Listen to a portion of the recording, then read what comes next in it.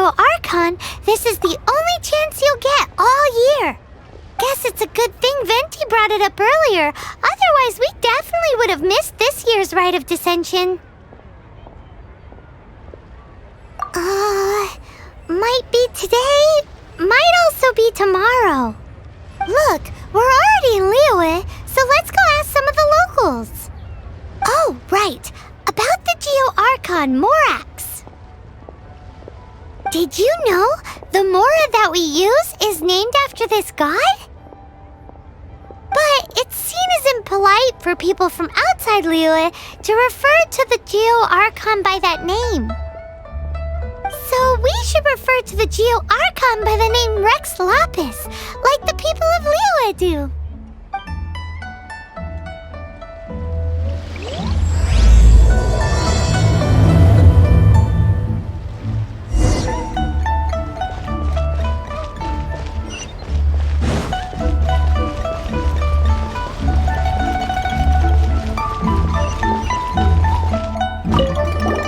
Rite of Dissension. Oh yeah, that reminds me. Isn't that today? Once a year, Rex Lapis bestows upon us his divine prediction, guiding us on how to run Liyue for the coming year. Last year, it was the Yuheng of the Liyue Qixing that was given the honor of asking for the divine prediction. Ooh, Paimon knows this one! Mondstadt is to freedom as Liyue is to contracts. Liyue has a strong focus on business and trade. The Liyue Qixing, the 7 leaders of the 7 enterprises of Liyue, hold true control over Liyue. That's what foreigners always say. But true control over Liyue will always be held by Rex Lapis. The Qixing is comprised of mere mortals. Rex Lapis is a god. Mondstadt's god is nowhere to be seen, whilst our god is forever with us. Stay in Liyue long enough and you'll see. Given that you just left your godless city, it's time you experienced what it's like to be in a city whose god has walked with it through all of history.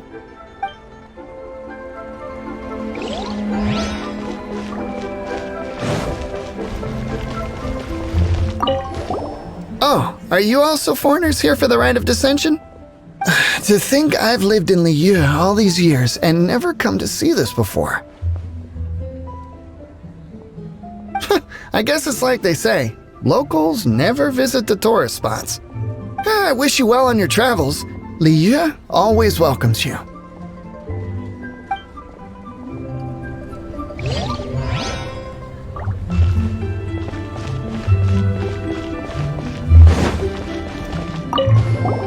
You too wish to bear witness to the Rite of Dissension?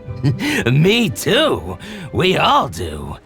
As a businessman myself, how could I not take interest in Liyue's most important business trends? The 17 predictions given last year made more than a few ripples throughout the industry. What's more, there's been a rumor going around that the Tianshui herself, Ningguang, has been acting secretly in the shadows. She wants the rocks created by geovision holders to be exempt from taxation. Wow, that's some super professional legal stuff, that is. To be on the pulse of the predictions and the market is what makes this harbor what it is. Among the 7, Rex Lapis is the oldest deity. His keen sense of strategy is well trusted among his people. Understanding the predictions as soon as possible can make all the difference in making your fortune. Fortune? So where can we see this Rite of Dissension anyway? You're not at all close. Not to mention that if I gave you directions, as foreigners you'd get lost along the way. So better to head to Yujing Terrace, to the high ground. It's the highest place in the harbor. Sounds like the best place for trying to communicate with deities, no?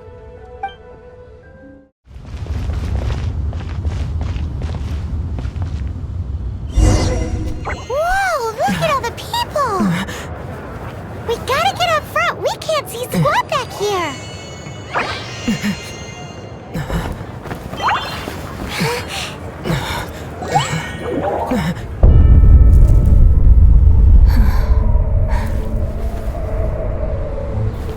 The hour is upon us.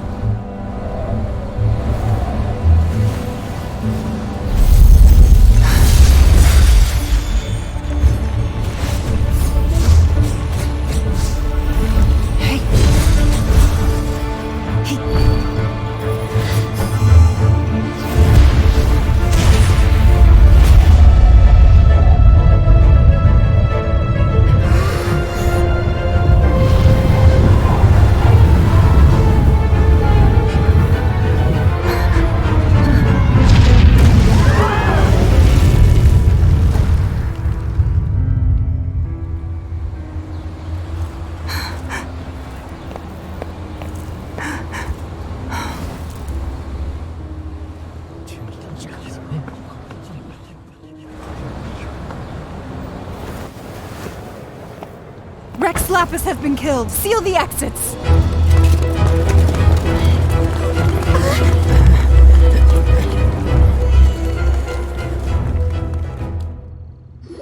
What? What's going on? Did she just say Rex Lapis is... The Archon is... dead? Oh no! The Millilith! Looks like they're nabbing suspects who got too close. Paimon's freaking out! The killer is amongst us! Wait, we got close. Are we suspects? Wait, where are you going?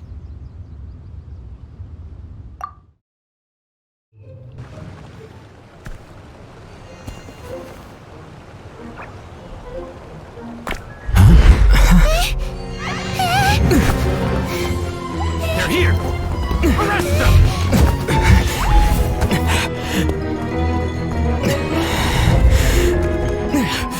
There's nowhere to run! Hey, buddy. Hold still.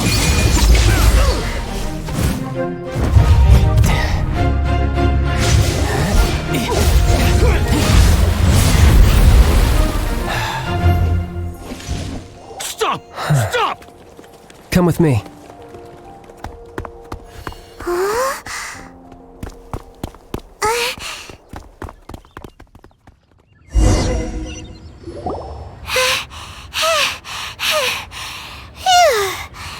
Paimon's exhausted. So insensitive! You have no idea just how tiring floating around... Wait. Just who are you exactly?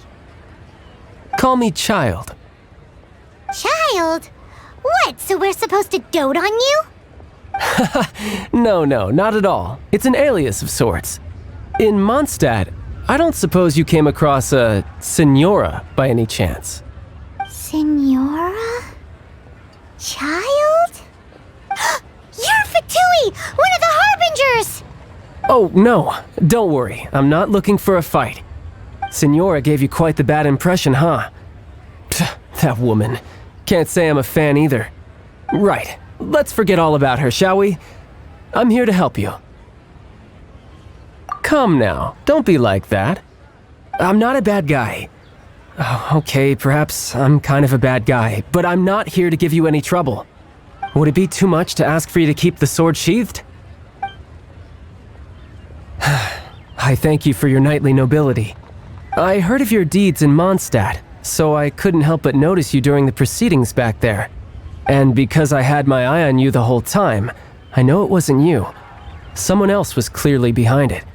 But, regrettably, given I'm a Fatui envoy from Snezhnaya, there's no way I'd be trusted after something of this magnitude. The ruling Qixing of Liyue has always been overly suspicious of us. Well, can you honestly blame them?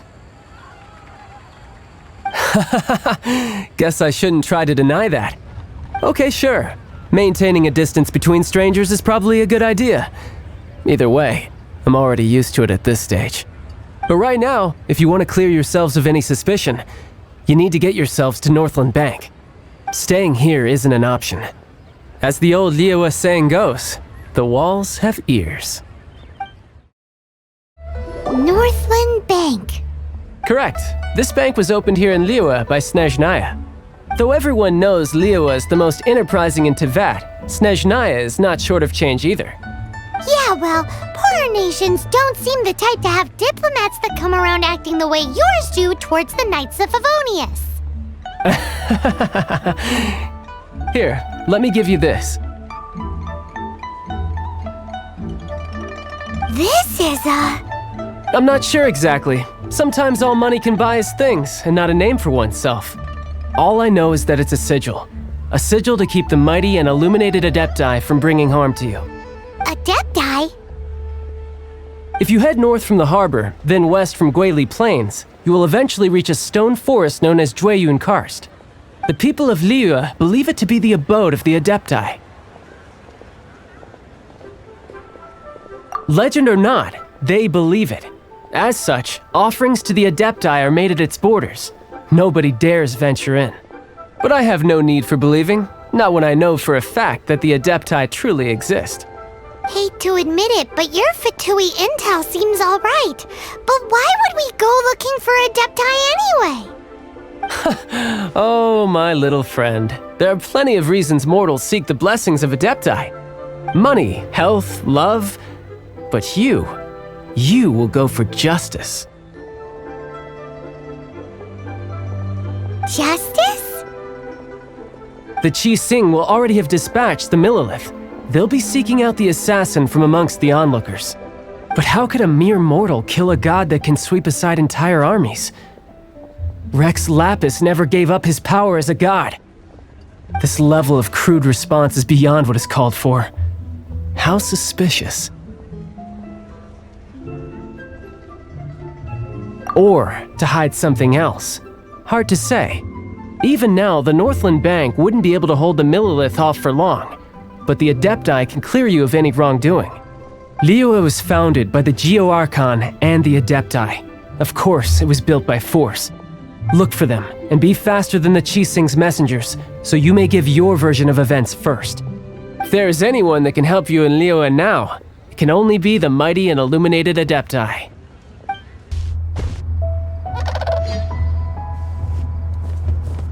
And who might we be? Those that dare enter Jueyun Karst.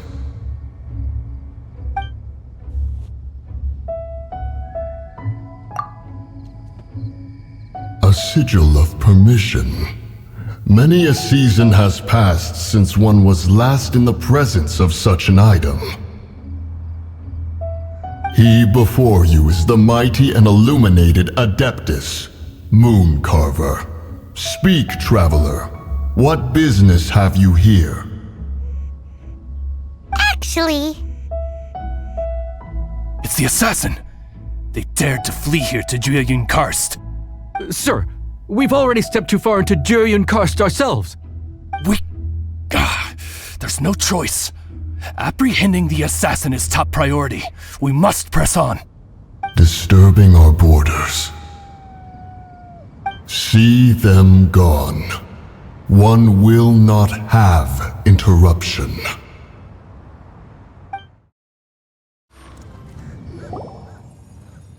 Well...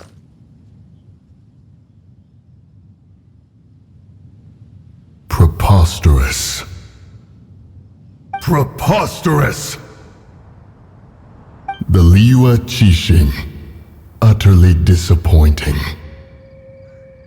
How could someone possibly assassinate Rex Lapis during the rite of dissension? And then place suspicion upon the attendees?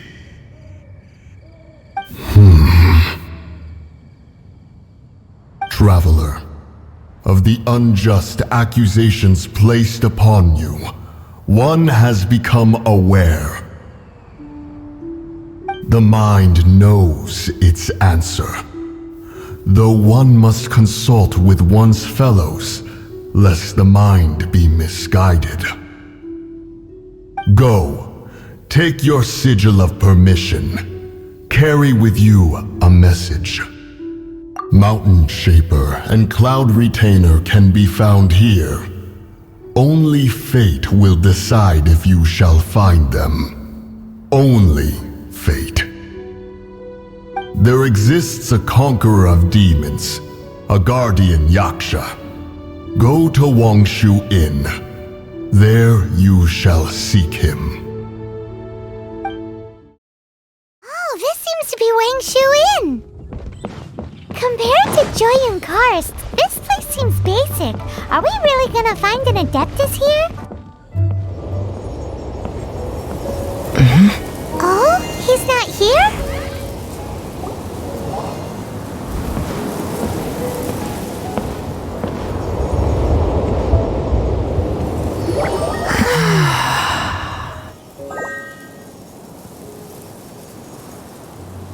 To the blind, everything may not be as it appears.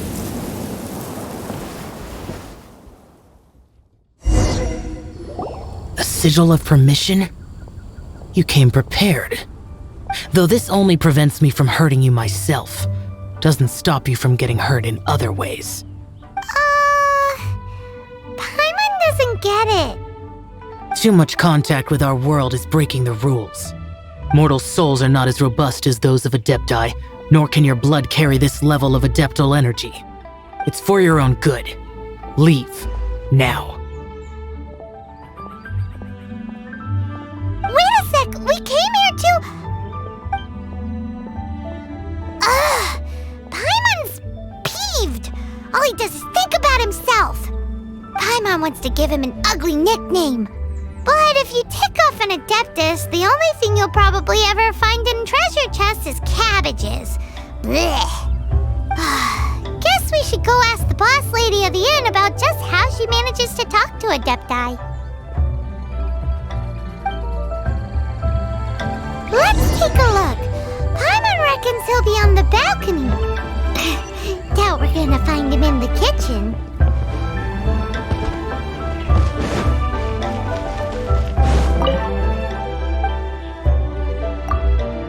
Oh, you've already met Xiao. Not bad. Not often he's in a good enough mood to agree to see people. That's his good mood? Oh yes, the Adepti are very hard to come by. Many people go their whole lives praying to them, never once actually getting to see one. When the Geo Archon built Liyue, he borrowed power from the Adepti.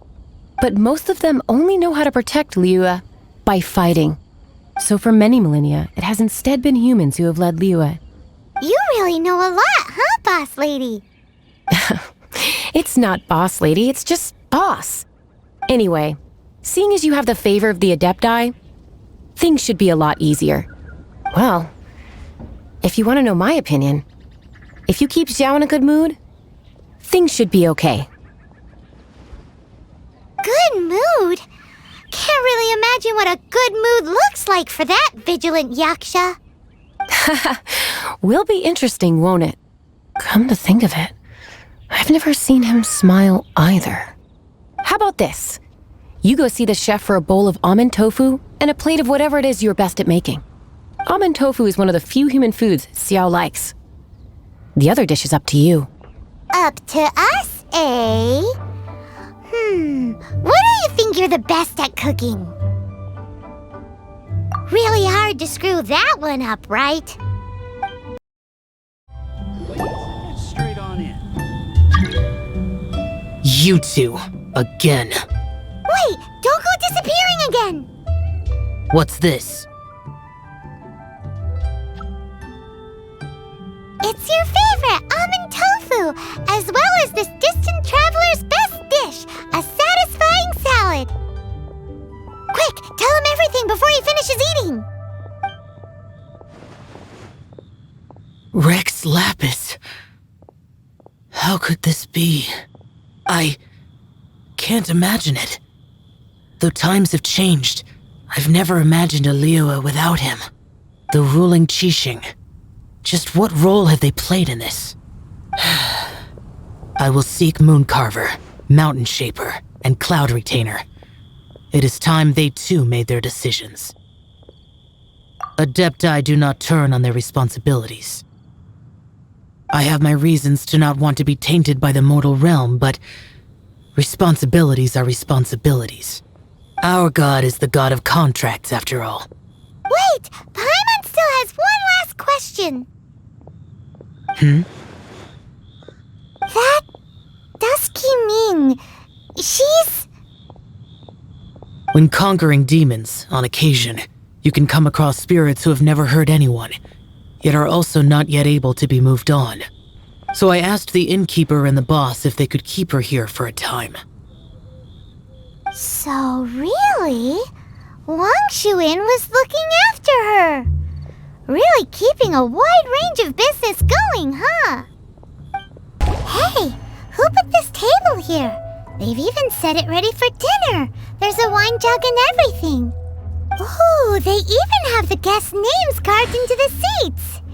Here sits Retainer. Here sits Guizhong. Here sits Rex. Maybe Rex is short for Rex Lapis. But Paimon has no idea about Guizhong. As for Retainer... That's it!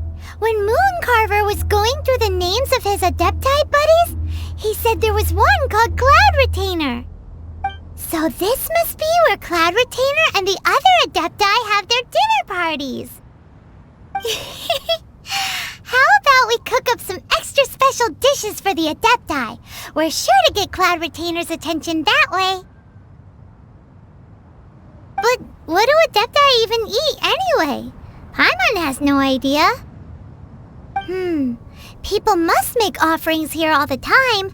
Guess all we can do is look around the area for any leftovers. Maybe that'll give us some ideas. Do you think maybe it's at all possible that the Adepti might like to try some sticky honey roast?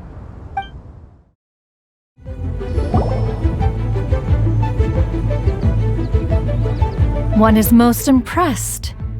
The path that leads through this abode defies those of ordinary abilities.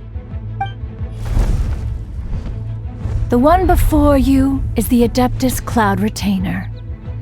Now speak of the matter which brings you here. You surmise correctly. This place did one self-build, as did one design the mechanisms within.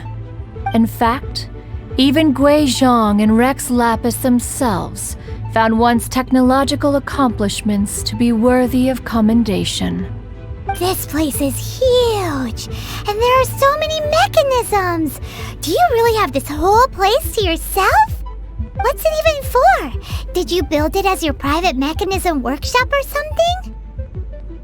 It's just like the stories say. The Adepti leave the human world, find somewhere to go be a hermit, and then they research and invent all these amazing things. One is simply not partial to the tedium of social interaction, and wished to find some peace and quiet. Find it one did. Shortly after which, you arrived bearing your sigil of permission. But enough. State the matter which brings you here at once. You have disturbed the tranquility of this place for long enough. Rex Lapis. Assassinated? How can this be? Such a heinous crime! Who would dare? The notion is so preposterous as to be unbelievable. One shall have to verify the truth of the matter independently. Perhaps one shall quash Liyue first, then convene with the other Adepti.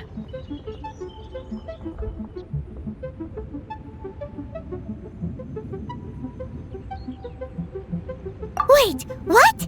Did you just say squash Liyue Harbor? Are you seriously gonna wipe out the whole city? Only a response of sufficient magnitude can negate the possibility of further incidents. It is as you say. We have protected Liyue Harbor under the leadership of Rex Lapis for 37 centuries. But in the face of this coup, by nefarious actors, exceptional measures must be taken. Yikes! Quick, Look, you gotta think of something. She wants to squash Liyue flat, and it doesn't seem like she's bluffing.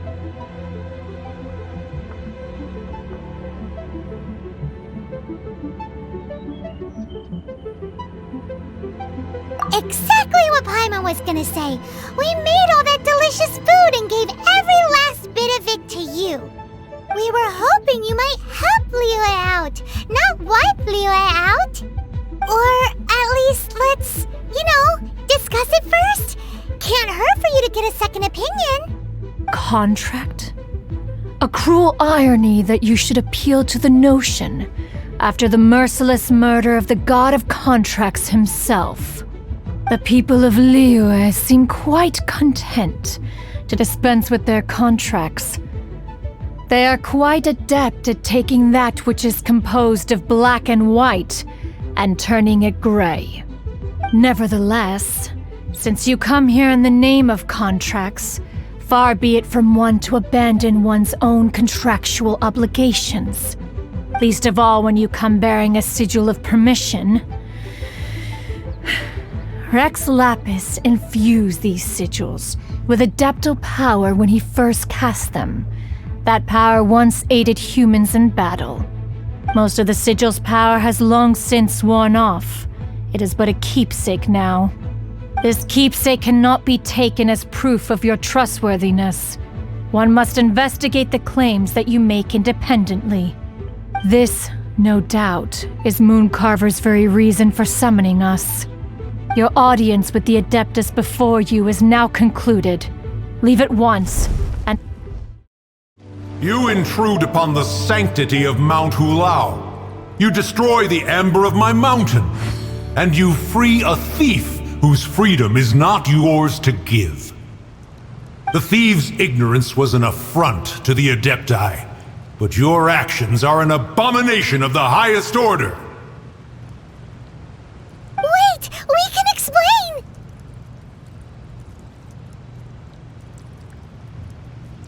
A sigil of permission. One was unaware that such things still exist in the mortal realm. In the beginning, Rex Lapis cast them for the mortals with his own hand. Few were made then, and thousands of years on, fewer still remain. Speak. One shall listen to the matter which brings you here. Then one shall verify the truth thereof. You would be wise to speak the truth, for Liyue is not so far from here that one would be easily deceived.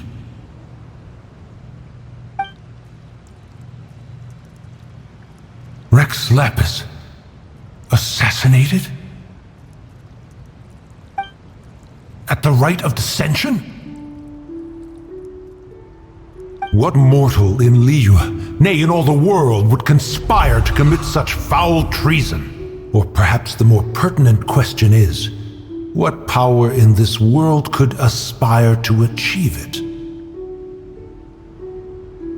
Rex Lapis charged the Adepti with the protection of Liyue, and we have always honored this duty. As the people have prospered, so have we gradually withdrawn into the mountains. Indeed, this was a gesture of goodwill towards humanity.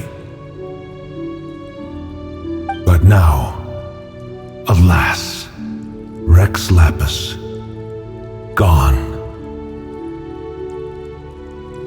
Traveler, of the matter you have relayed, one has become aware. One now knows why Mooncarver has sent for us. Once one has dealt with certain matters here that require my attention, one shall convene with the other Adepti. Paimon can! Adepti always have magical powers in storybooks. Seems it's true in real life, too. You know, like how grass is actually Adepti hair, and rivers are actually Adepti saliva. There must be something similar going on with the amber. Your nonsense knows no bounds. This amber is produced by a flower that one has planted here, called the karst crawler. The majority of the plant is hidden underground. When stepped on, it produces amber to trap the invader. After taking up residence here, one planted many karst crawlers to ensure that the tranquility of the mountain would remain undisturbed.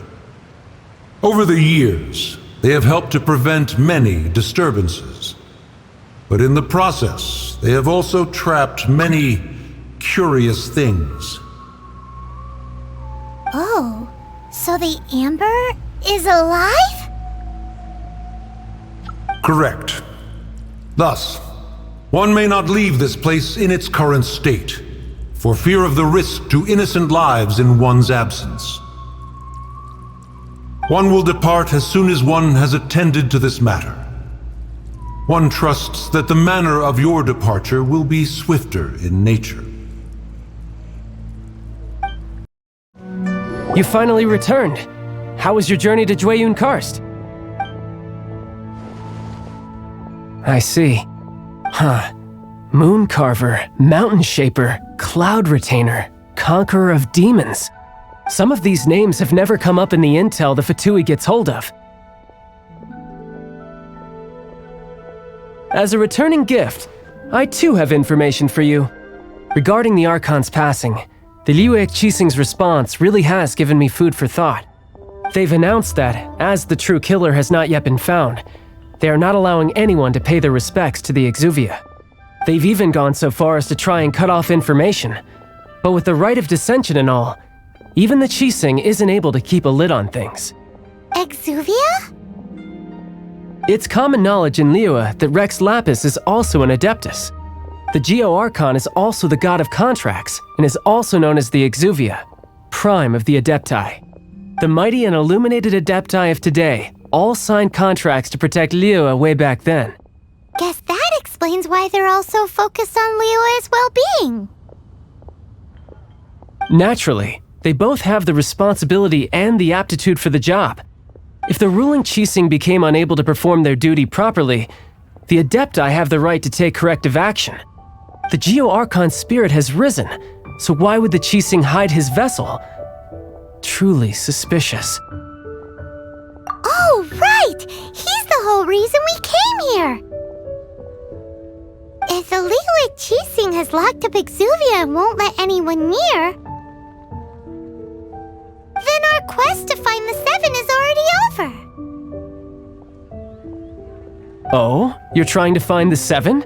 And just why might that be, pray tell? Nice answer. A knight that gets duped by the Fatui would really be no knight at all now, would they? But I can help you with that too, you know. Really? Give me some time. Time to find someone. Someone who can help you break through this stalemate. Truly fascinating. The harder they try to silence the situation, the greater the chaos that erupts. If you want to be around to see it all come crashing down, best you stay alive until we next meet, yes? Welcome, friend of child, and congratulations on the first day of your illustrious career with the Fatui. You sound remarkably sure of yourself. Remember, we are mere mortals. Our ideas are fluid like water. Only the Tsaritsa truly has a will as solid as the permafrost.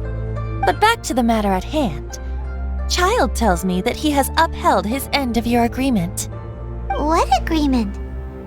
Oh, the thing about him helping us find a guy? Correct. Child promised he would find someone to break the stalemate, and the Harbingers do not break their promises lightly. Ah, where is that guy anyway? Child is currently at Liyue Pavilion. Oh, Paimon knows this one!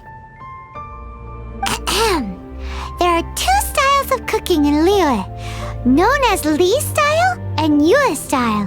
They have been competing for centuries, but neither has emerged as the clear winner. The flagship restaurant of the Lee style is the Liyue Pavilion. The owner especially chose to open the restaurant at Feiyuan Slope so they could compete face-to-face with the Xingyue Kiosk, which is the flagship restaurant of the Yue style. Don't talk to Paimon like that!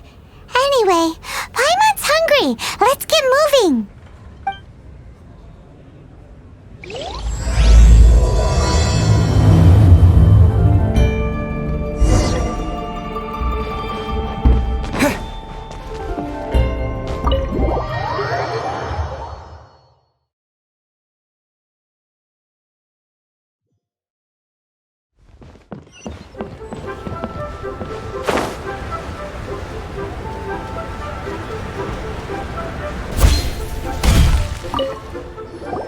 Aha, you made it. As promised, I have found someone who can help you. Someone who can solve the mystery of why the Liyue Qixing would hide the Geo-Archon's vessel. So, where is he? In Liyue Pavilion? He certainly is. Come, I'll introduce you. I took the liberty of setting up a business dinner, as per the Liyue custom.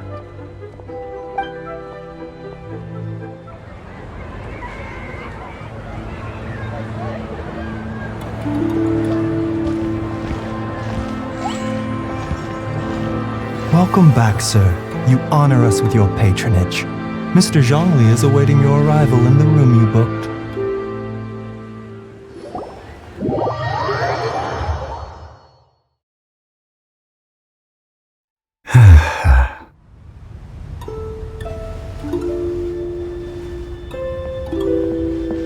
Hi.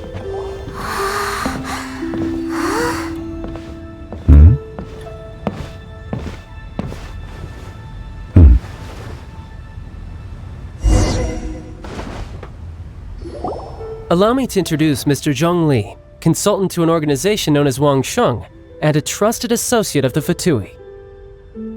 Indeed, Wang Sheng's line of work can be sensitive at times. Let's just say they understand when discretion is needed. And we, the Fatui, have always been glad to do business with friends who walk in the shadows. Walk in the shadows? It is an honor to meet you. I have heard tell of you from Mondstadt. Discretion? Shadows? Is Wang Sheng some kind of business involving dealing with people? Indeed, it is as you have guessed. The Wangsheng Funeral Parlor organizes burials. We ensure that those who pass on do so in peace. Huh? Did you think he was some sort of hired killer? The Fatui calls many such people friends, but the Wangsheng Funeral Parlor does not dabble in such business. Well, ostensibly. Well, they are still... I shouldn't say too much. In any case, I brought you to meet Mr. Zhongli because... Because I can bring you to see Rex Lapis's vessel. What? Don't be so surprised. Sure, the Geo-Archon's body has been squirreled away by order of the Tianquan Ningguang. But first, let's hear what Mr. Zhongli has to say, shall we? Rex Lapis may be the prime of Adepti, but he is ultimately an Adeptus. Many Adepti have left us over the millennia. This is the inexorable trend. The times have changed. You must have felt it too when you were at Jueyun Karst. As you have seen, the time of the Adepti is ending, and the time of mankind is slowly dawning. In years past, Liyue's tradition was that a huge memorial service be held to mark the passing of every Adeptus. But this time, the Qixing have made no attempt whatsoever to respect this tradition. It is sacrilege. Yeah, the killer hasn't even been caught yet. Deicide or not, the concern of the Wangsheng Funeral Parlor is this. When the ritual to receive this god is so kingly, it is all the more egregious for his final send-off to go unattended to. Traveler, Child has told me a lot about you. Since you have had dealings with the Animo Archon, Could I ask you to help me prepare the Geo Archon's last rites? A wise decision. The Tianquan Ningguang has forbidden anyone from accessing Rex Lapis's vessel, which of course you would need to access if you were to achieve your goal of meeting all of the 7. Precisely. Only by participating in the rite of parting will you be able to see the form of Rex Lapis again. If we are agreed, come with me. We will speak of the details as we walk. Alright, my bridge building work here is done. Turned out well, didn't it? You can go if you want to. Don't worry about me. I might just have a few more drinks, and get acquainted with these things they call chopsticks in the meantime.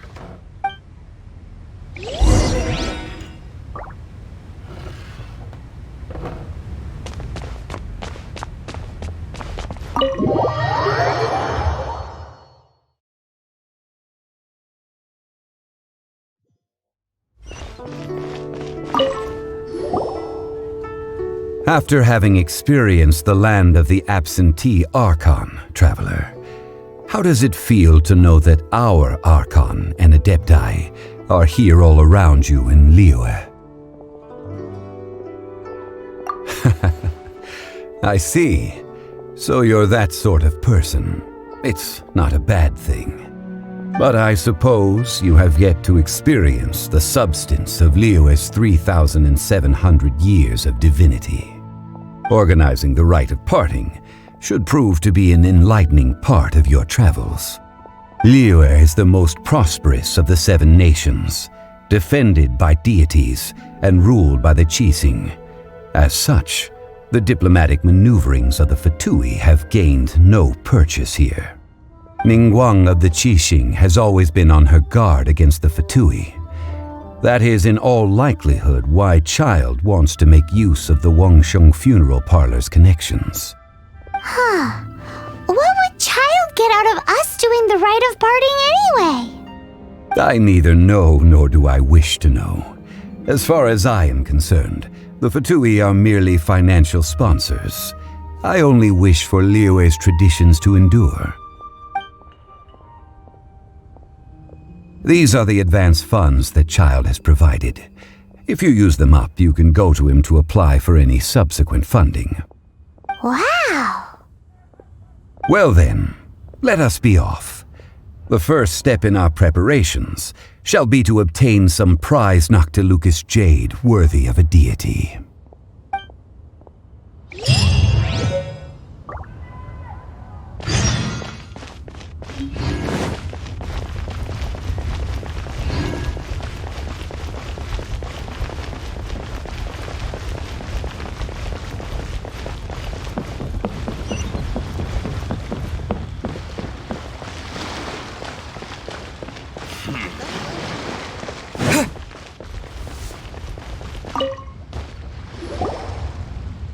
Welcome to the Jade Mystery, my good friends. Would you like to try your luck betting on Jade? This could be your lucky day. It's cheap and it's fun, and who knows, you just might strike it rich. Betting? No, we're here for... what was it again? Noctilucous jade, of radiant grade at the very least. Radiant grade Noctilucous jade? I see. You're not a tourist. My apologies. I have some here for your perusal. What do you think? The Jade Mystery is an old name in the jade business. Just look at that wonderful quality. Rex Lapis doesn't often bless us with such finery. Go on, pick whichever one you like. These 3 pieces really do look pretty. Not like the ones you usually dig up. But how do we pick? Should we just grab one and go? Oh? You want me to decide? That is fine as well. If it were me, the answer would be simple. Oh? And that would be... I'll take them all, boss. Oh, you act with such panache, good sir. I always knew you were not a man of ordinary caliber. Oh, wait, boss! That one didn't count! We need to discuss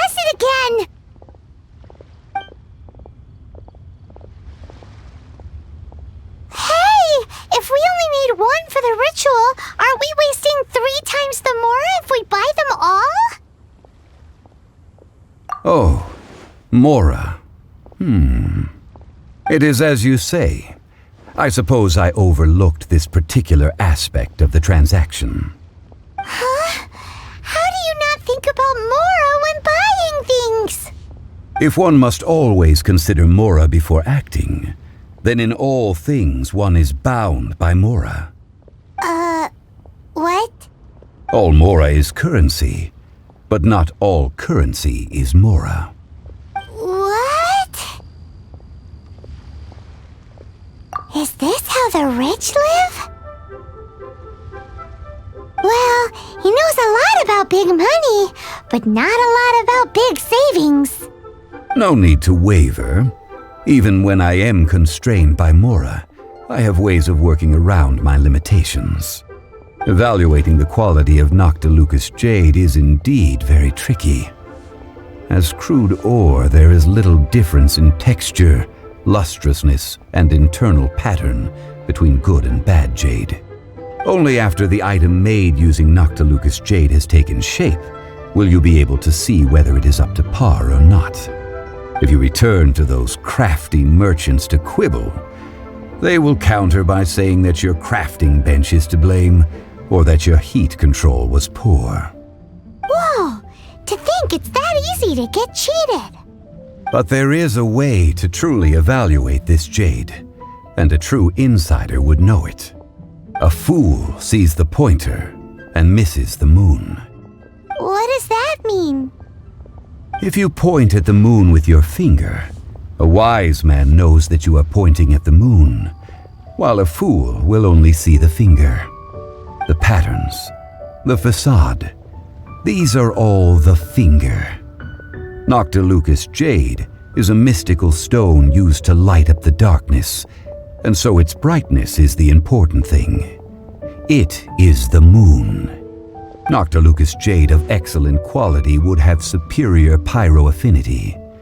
In other words, the bluer and brighter the luster of the ore under high temperature, the higher its quality. I have imparted the priceless secrets of the jade trade to you. Now, all that's left is to put it into practice. Priceless, huh? Paimon's just said that we might never be able to use it again. We're back to buy some rocks, boss. But can you let us burn them first? Burn them? You can't do that, my friends. If you were to do so, what would I have to sell? Not buying? Come now, my good friends. We can still discuss this. Negotiation is key to trade, wouldn't you say? How about this? I can take a small sample of all three.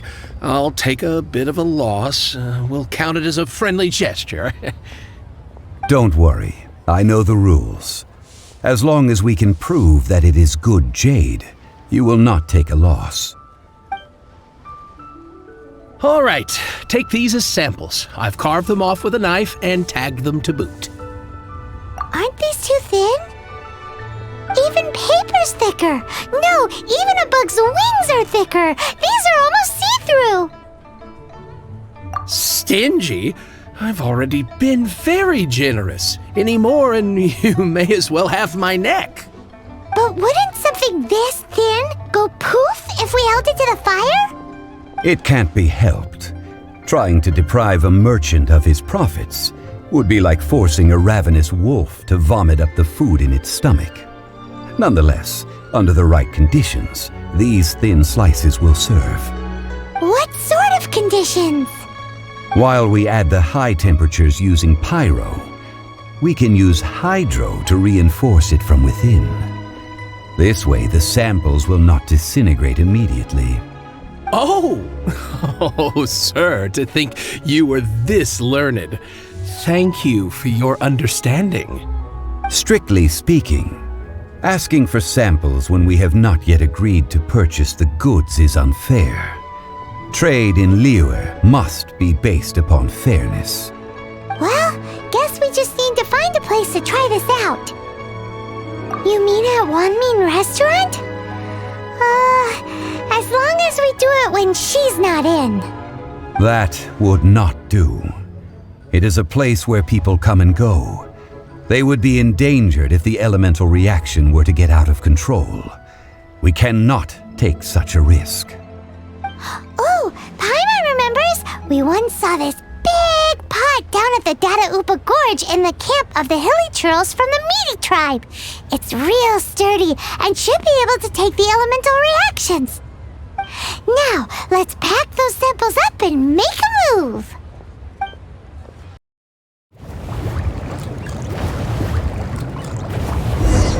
Oh, that's bright!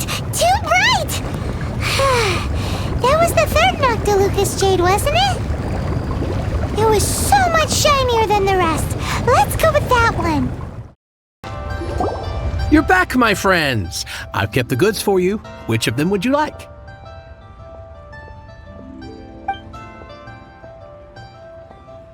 Exactly! That's the one Paimon remembers too.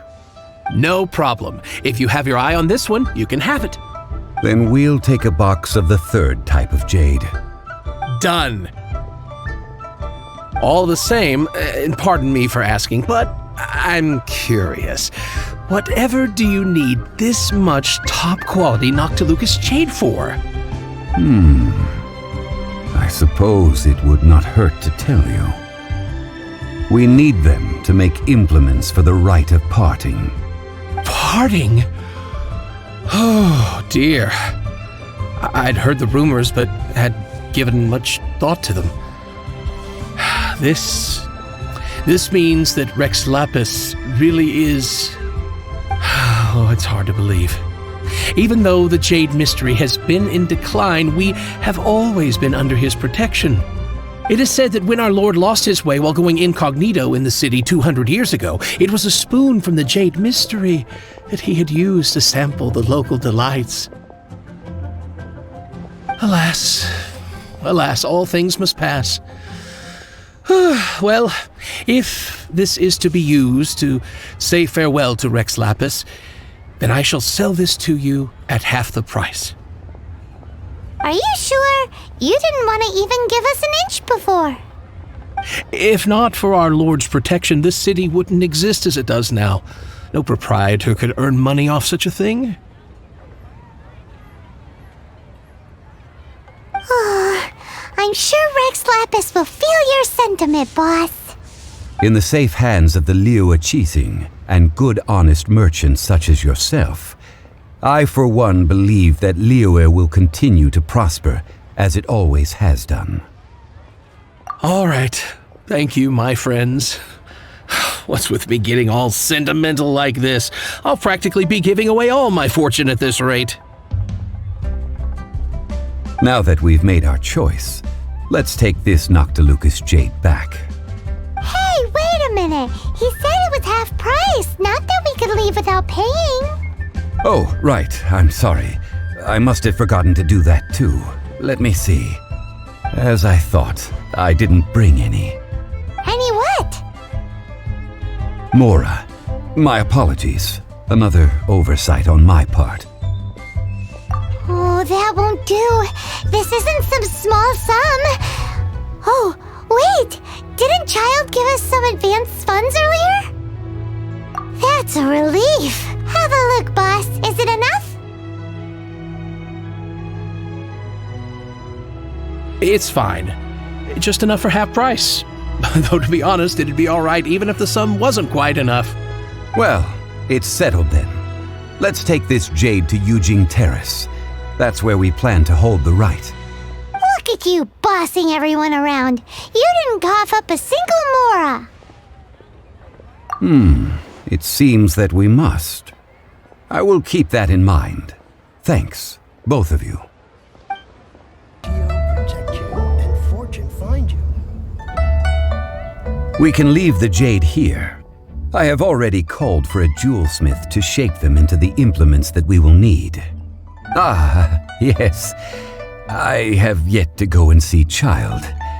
So, as for the jewelsmith's remuneration... Guess we can't do anything else. Also, is this where we're doing the rite of parting? Yes, I have already rented this location and have begun making preparations for the rite. That's right. The Liyue Qixing have acquiesced to using the same location. But when something this big happened here, should suspects like us really be at the crime scene? We might get caught by the Millilith. Although with that said, since we got back from Dwayne Karst, none of those pesky Millilith soldiers have come chasing after us. I wonder what that's about. Also, the, Rex Lapis vessel. Traditionally, we call it the Exuvia. Ah, right! That's what it was called. You seem to know everything, Mr. Zhongli. So, was this Exuvia hidden away by the Qixing? I mean, we haven't even figured out who the murderer is. One must think that they already have someone in mind. Or perhaps they already know. Surely they must have found all the evidence that there is to find here. These things are for the authorities in Yujing Terrace to consider. Trying to help would probably only add to their troubles. Before the rite is conducted, the Exuvia will be kept temporarily in the Golden House. Golden House? The only mint in Liyue, which is to say the only mint in Tevat. All the mora that flows throughout the world is minted there. Wow! Oh, no! Paimon wasn't thinking about anything bad. Paimon thinks it suits Morax. But why do you know this, Mr. Zhongli? Since the rite of parting has the approval of the Qixing, it is a semi-official event. As such, there is already some limited information available. Perhaps each has their motives. But this is the capital of commerce. A little exploitation once in a while is not unacceptable. In Liyue, where the god of contracts reigns, only contracts may not be betrayed. I, for one, have no issue with little maneuvers outside their remit. Well then, we should go and prepare the perfumes used in the rite. Perfumes? Where'll we get those? Do we buy them? No. Perfumes used to honor the gods must be freshly decocted. The quality of the silk flowers we require is also special. Silk flower petals contain a fibrous material of good quality, often used in brocade making. Its scent, however, is most elegant, and is especially suited for solemn events, like giving offerings to gods and adepti. It's time for Zhongli's lectures on high society again. We shall not speak of the details right now. Follow me. We shall go to the merchants to purchase our ingredients. Hey, boss, do you sell silk flowers here? Silk flowers? We certainly do. Which kind would you like? Which kind? The good kind? The best kind? Remind Paimon what kinds there are again. Ugh, you ignorant shoppers. Always coming in here with your stupid questions. Golden House Maiden, Valley Weaver, and Fate's Yearning. One of each to start with, if you don't mind. My goodness, this gentleman is quite the connoisseur. You two must be his servants. Please refrain from any further attempts to contribute. Now then, please peruse at your leisure. Do let me know if you have any further thoughts. Silk flowers exhibit different properties based on how their environmental conditions differ from their ancestral habitat. Nevertheless, these are fine specimens, excellently preserved. Just look at the abundant foliage here, and these stamens, glamorous as a maiden of the Golden House. This strain is an evergreen, and mostly grows under complex hydrological conditions. By contrast, this variety thrives in any dark, damp location, often in large clusters. Morphologically, it is distinguished by the profusion of petals and densely packed stamens. though its powerful scent gives it away just as easily. Lastly, this strain is quite the recluse. Unlike its exuberant cousins, flowers and foliage are minimal, and when in season, it has a subtle yet enduring scent. It was first discovered by the ancients when they scaled the mountains in search of the Adepti. Silk flowers have all but disappeared from the wild today due to geographical changes over Liyue's history. Most are not grown by horticulturalists. Wow! A true connoisseur! Most of that was news even to me. I possess but a smattering of trivial knowledge. My traveler friend is the one to watch. They are on track to set foot in every corner of the world. Oh, Mr. Zhongli, you're way too humble. So, which silk flower did you want anyway? I'll take them all, boss. Again? How can I put this? When purchasing opera tickets, it is natural to decide based on which singer has the most melodious voice. The same logic applies when purchasing a pet bird. But this silk flower purchase is not an analogous case. The same logic does not apply. Perhaps you don't know. Tradition states that we should decoct perfume from different subspecies of silk flower when making an offering to a statue of the seven.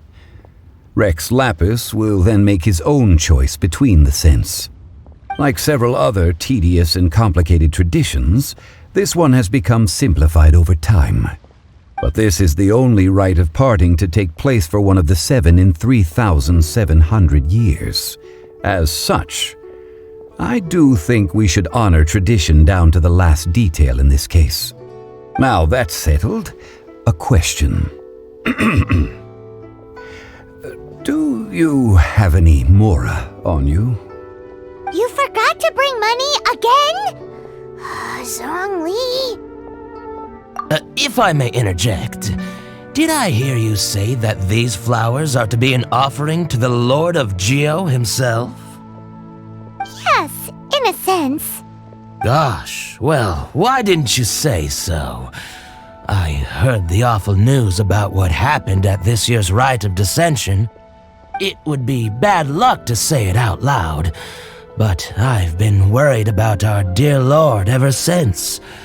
I'm worried that everything I've heard is true. Since these flowers will be used to glorify our Lord, they're free of charge. Just don't forget to pass on my regards. Are you serious?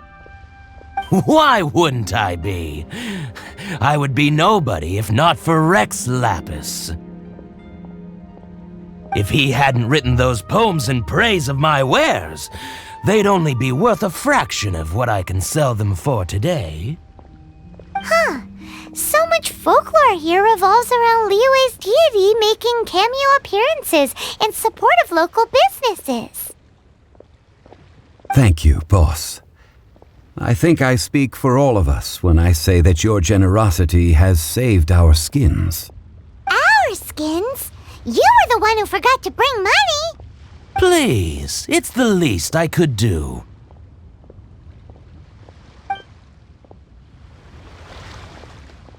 So, now that we've got the flowers, how do we make the perfume?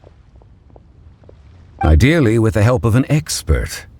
Unfortunately, none of my acquaintances have personal experience in the art of decoction. Talk about first world problems. Hence, I need you to help by asking around in the city. Try the common folk, especially women.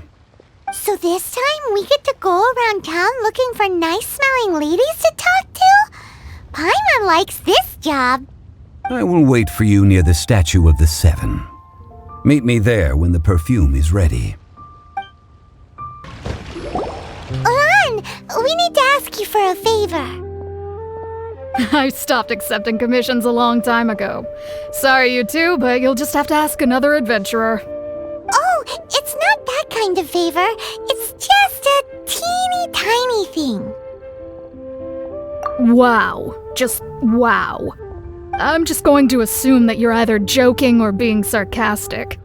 To be fair, I put a lot of effort into my appearance for someone who spends all their time in the great outdoors. But I smell great? Don't be ridiculous. Well, Paimon thinks you smell amazing. So come on, Lon. What's your secret if not perfume? Now that you mention it, yes, there is something. What is that scent? Oh, it must be from the Genshin flowers I picked on the way back. I forgot I still had them with me. Aha! The truth is out. Lon's got a soft spot for wildflowers. No, they were for medicinal use only. Anyway, this is a pointless conversation. If you want to know about perfume, try talking to Qimei.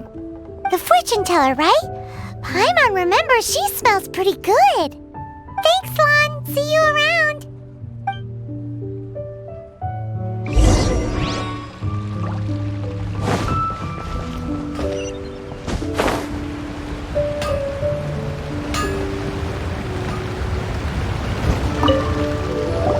Hello. How may I help? We've come to ask you a question. Perfume? I rarely think to use it, let alone about how to make it myself. That said, some of the cosmetics I use are scented. Perhaps that's the cause of this confusion. Since I usually set up my stall by the docks, I avoid perfume like the plague, because Celestia forbid those lusty sailors catch a whiff and come hunting for the source. That's the worst thing Paimon's heard all day. While we're on the subject, have you never heard anyone mention Yingar's homemade perfume?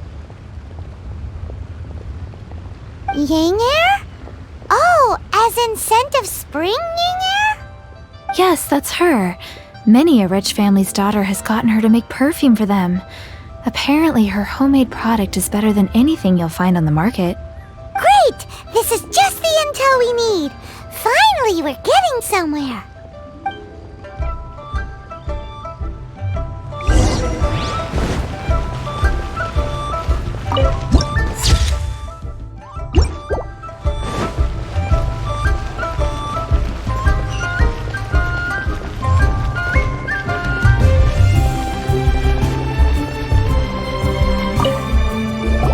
Well, hello. You found me at last. I've been waiting for you. What? How did you know we were coming? Oh, I heard a rumor about a couple who were snooping around town looking for a sweet-smelling lady. Actually, I was starting to worry you wouldn't find me. This is the ultimate test of my appeal, after all. Snooping around? Why are you making it out like we're bad people? What can I say? People love to talk. Maybe you ought to be more discreet in the future if you don't want word to get around. Relax. I know why you're here. You want to get your hand on my homemade perfume, don't you? What kind would you like? 3 in one go. My goodness. You have extreme tastes for someone your age. Maybe the rumors I heard were true after all. You're on the prowl and need some sweet-smelling ammunition? Is that it? Ay, ay, ay, who let this tiger out of the cage? Well, with your looks, who can blame you? If you've got it, flaunt it. As one of my favorite poems goes, O cherry tree, begrudge not thy blossoms as they are deflowered in the spring, for come winter, even thy sturdiest wood shall wither. That went over Paimon's head a little. In short, I'm happy to help. Traveler, you can be my assistant, but you'd better make sure I'm the only person on your mind while you're hanging around with me. So, where is a good place for making sweet, sweet perfume? You mean Wan Min Restaurant? Good choice. Let's go.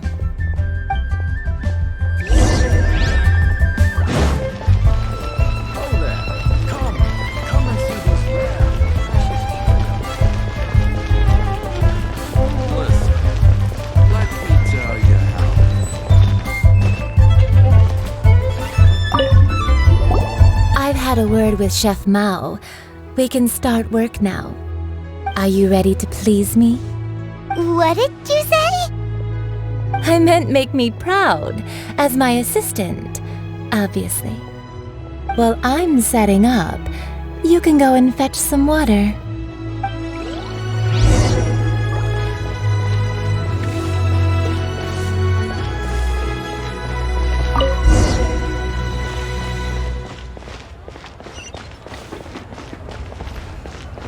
Try something new at the one-man restaurant. This water will do nicely. Now, I need you to extract the silk flower essence using a crafting bench. Perfume making uses an altogether different technique from alchemy. Here, let me teach you. Very carefully, take hold of the mortar and pestle. Gently does it. You need to keep your wrist firm so your hand doesn't slip. Now use your strong hand to stir it with a persistent rhythm. Keep going until the juices start to come out. Ooh, you're a natural, like a fish to water. Now take these and try it out on your own using a nearby crafting bench. Don't forget to do all three. They look visually identical during the essence extraction process, but I will put them into separate containers when the perfume is ready.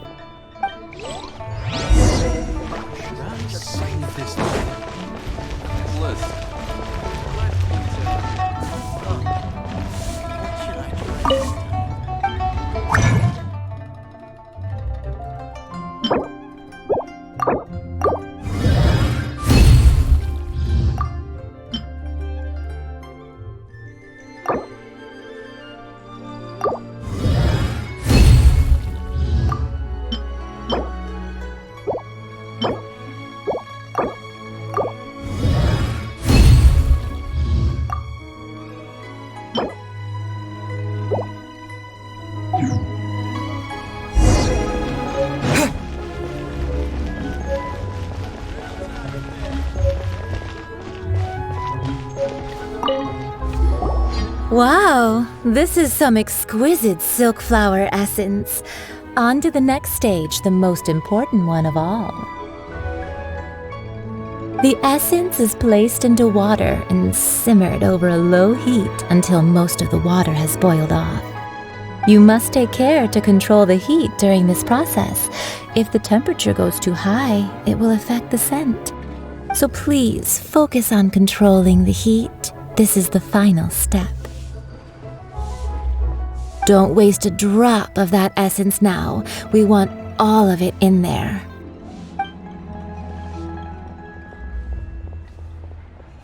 All three perfumes are ready, and you, my friend, were a wonderful assistant.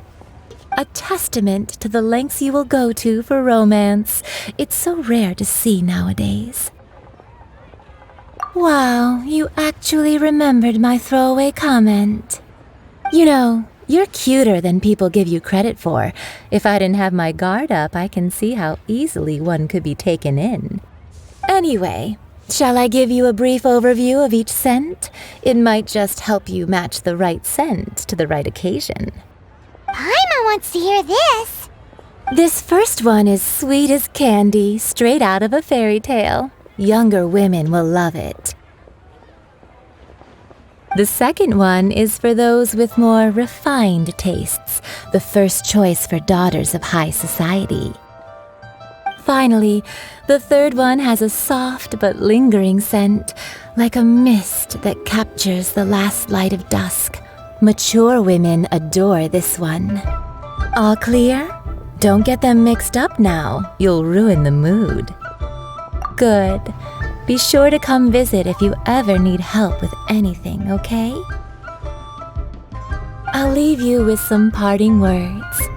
One who tries to sail 3 boats simultaneously should be careful not to go overboard. Come and hang out with me at Scent of Spring sometime, okay?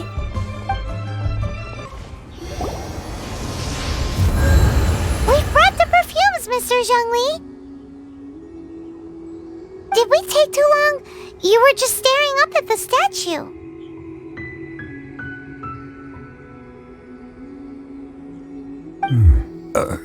Oh, you're back. Don't worry, I haven't waited long. Compared to the watch that Rex Lapis's statues have kept over Liyue, this was but a brief moment. Well, how can a person compete with a statue? That is true.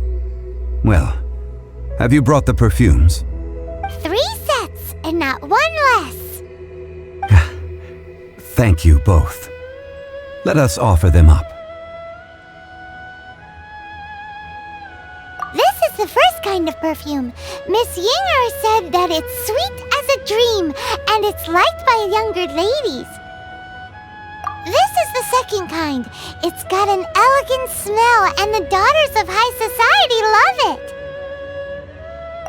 The third kind has a gentle but lingering fragrance. Something like the dusk mist, and it's a favorite of mature ladies. Oh, what was that? That's the one older ladies like, right? Does that mean that Rex Lapis is actually an older lady? Perhaps. Rex Lapis has taken on countless forms. Perhaps that really was one of them. What a shame. We only got to see the giant dragon form, and... Let's hope the Qixing can catch the real killer. We can leave that to the authorities. Let us focus on the fond farewell for Rex Lapis. So, we finished another step in our preparations. What's next?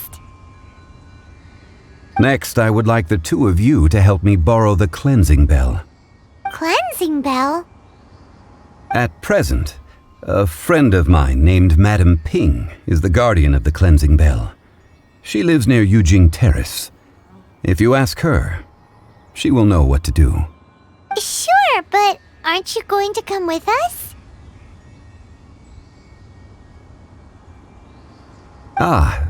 I have certain reasons why I cannot be there in person.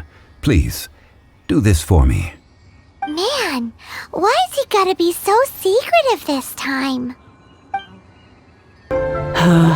All things must change. Youngster, are you here to admire the flowers?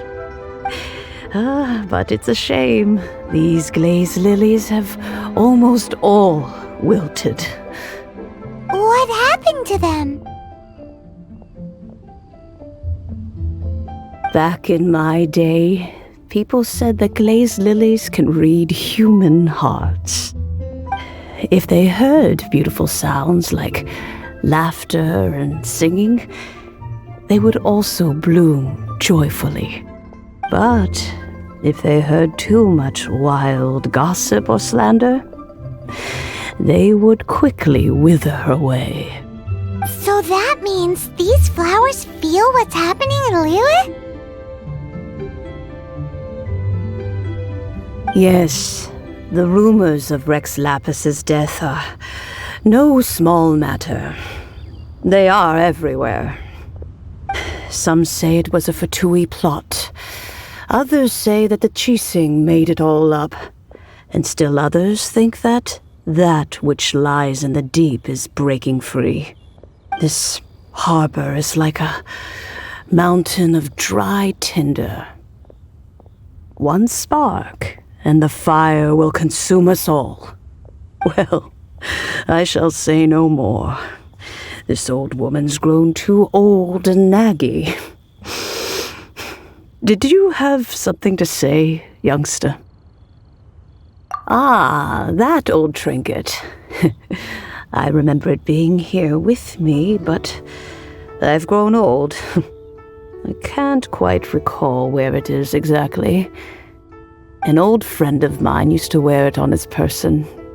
Back when I was young, he saw me gazing at it often and gave it to me. But he told me then that if someone should come to borrow that bell, I should not be loath to part with it. It has been many years, and who knows how many times someone has come to borrow this bell. Still, though, I can't recall when It started. It's been a long time since anyone has come to borrow it. Oh, these old bones are so slow to look for things. I doubt you can wait that long. That's right, Granny. We'll follow you back home and search for it ourselves. And, we can help with chores if you have any too. All right, children. There is no need to worry. I didn't place the bell very far away. Do you live near here, Granny? Whoa, but this is Eugene Terrace. It's gotta be expensive. Oh, an old lady like me can't afford to buy a place in this city. See this ceramic teapot? My entire household is in here. How does that work? Oh, youngsters. I simply mean that the bell is somewhere inside this teapot, and you are quite welcome to borrow it. If you can find it.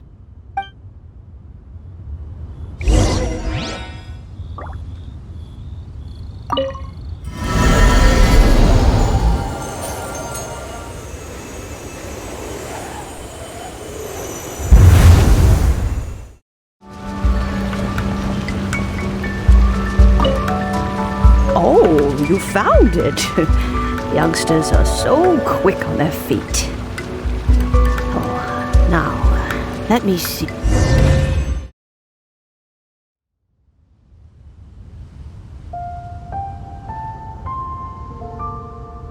Oh, in and out in no time.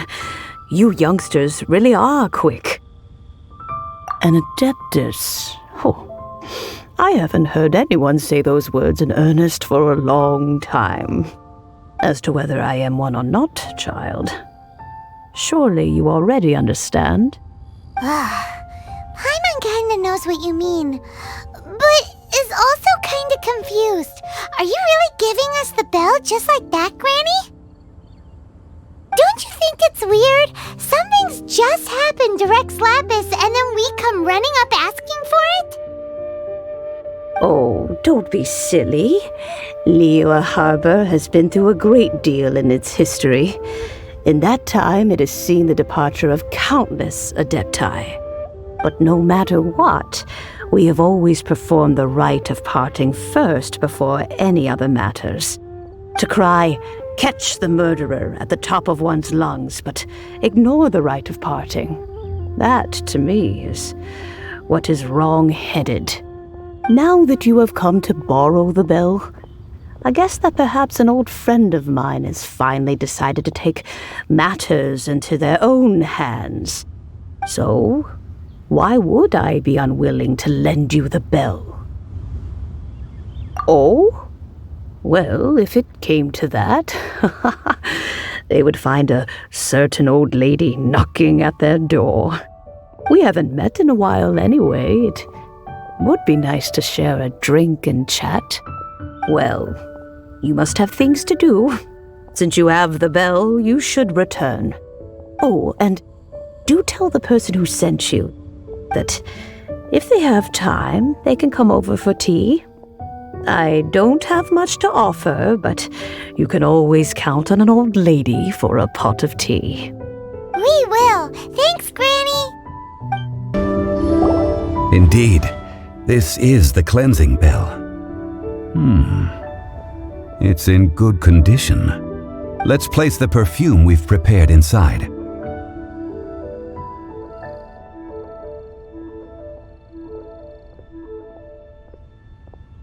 Of course. How would I know that the bell was with her otherwise? That's suspicious. But if you don't want to talk about it, we won't pry. Oh, yes, that old granny asked us to tell you something. If you have the time, you can come over for tea. I don't have much to offer, but you can always count on an old lady for a pot of tea. That tone does not suit you. Still, her teapot is indeed very good. There are none better for brewing tea. When a suitable time arrives, I'll bring a spot of fine tea and pay her a visit. So what's the next step in our preparations? Next, we need to purchase kites. Ooh, Paimon loves kites! Are you taking us kite flying? Is this our break time? No. Kites are children's toys, yes. But they also play various symbolic roles in Liyue's rituals. I will explain it to you. But our next course of action should probably be to purchase the kites first. Oh, sure. Curiouser and curiouser. Ah, sir, you're here. The 7 kites you asked for have been made to order. Would you like to take them now? Yes, thank you. It's rare to see customers who want to buy this type of kite nowadays. In the early days, we used to get orders from people of all walks of life. Well, this is Mr. Zhongli from the Wangsheng Funeral Parlor, so he's probably well-versed in all these walks of life. We've talked about a whole bunch of things while traveling with him. He seems to know Liyue's favorite topics, money and government, really well, but he likes talking about less useful topics instead. Well, that's because I prefer to share fun things with you. Children's toys are very fun things, that's for sure. I enjoy watching the children at play as much as anyone else, but there is more to it than that. Finely crafted toys are well loved by children, but this craft itself has been honed over thousands of years, and there is meaning behind that. I have made kites in Liyue for 40 years, and I am intimately familiar with the forms passed down from my ancestors. The meaning of these 7 kites is far from banal. Indeed. These are decorations used in the rite of parting. The 7 kites represent the 7. I took the liberty of coloring outside the lines when doing the insignia of the Animo Archon. As for the kite that honors the Geo Archon, one must follow the contract given right down to the last letter. These patterns are ancient, and you can also find them in the Golden House. Ah, Paimon's heard that name before. Huh? The design of this kite displays a firm grasp on the cyclicality and eternity so dear to the Electro Archon.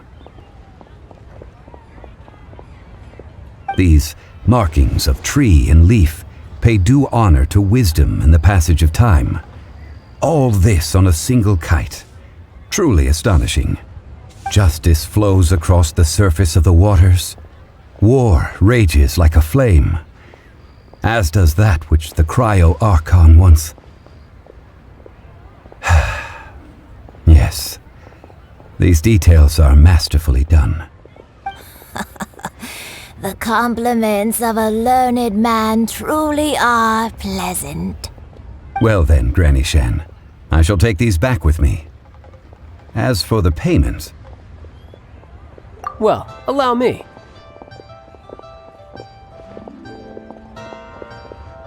Hey, it's Child! No, I was merely passing through. I see Mr. Zhongli's the same as ever. When paying, well, when getting others to pay for him, he neither looks at the price tag nor his wallet. He knows a great deal about money, and about the trials of the common man. He just doesn't consider poverty to be something that could ever happen to him. Or perhaps you could say that he cannot imagine himself lacking money. How has he not died of hunger yet? Child, you are as fond of jokes as ever. Well then, since we've purchased our kites without incident, there's no need to take a break before moving to the next step in our preparations. The rite of parting requires helping hands as well as materials. We should be able to find some people near the harbor. Oh, by the way, take this bag of money. You probably won't want to let Zhongli do the bargaining, if you know what I mean. Seems I missed out on some interesting information. I suppose I'll just have to find a more opportune moment next time.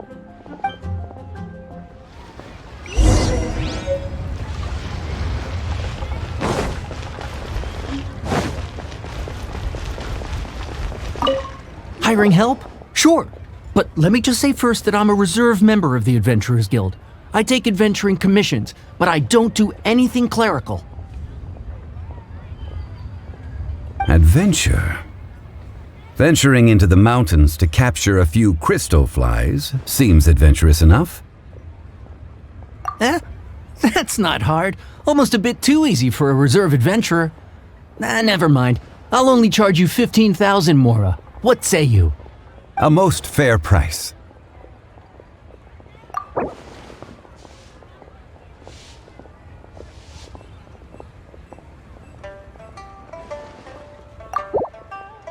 Five geocrystal flies. Yes, I do think it's worth about this much. I'll do it.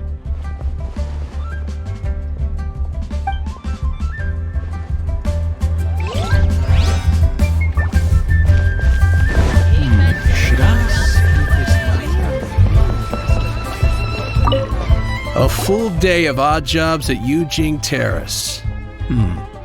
No problem. 25,000 per day. A fair trade, yes? Whoa, that's expensive. Could you give us a bit of a discount on account of the whole Hero of Mondstadt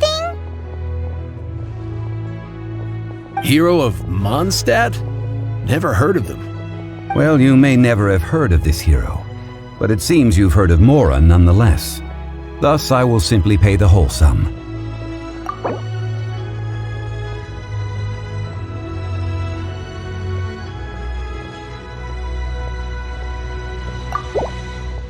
This price will do. No loss to me for a day's work. The wolves prey upon the fallen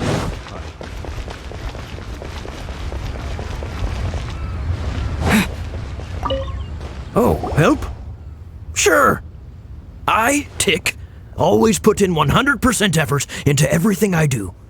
Of course, there'll be a premium if you want me to give 110%. So what's the job? Let me see. We are still missing some wooden implements over at Yujing Terrace. They aren't uncommon objects, so I didn't make any special preparations for them. No problem. That'll be 20,000 Mora for a single trip. How does that sound? Done. This is all you got? And child? No. He's putting up the money? Oh, still no. Wouldn't that mean I have to make 2 trips rather than 1? How about this? Let's make a trade. I'll take what you're offering right now, and get me a single Chinkson flower, and I'll consider that payment for a detour to find this child fellow. How does that sound? Guess we've got no choice.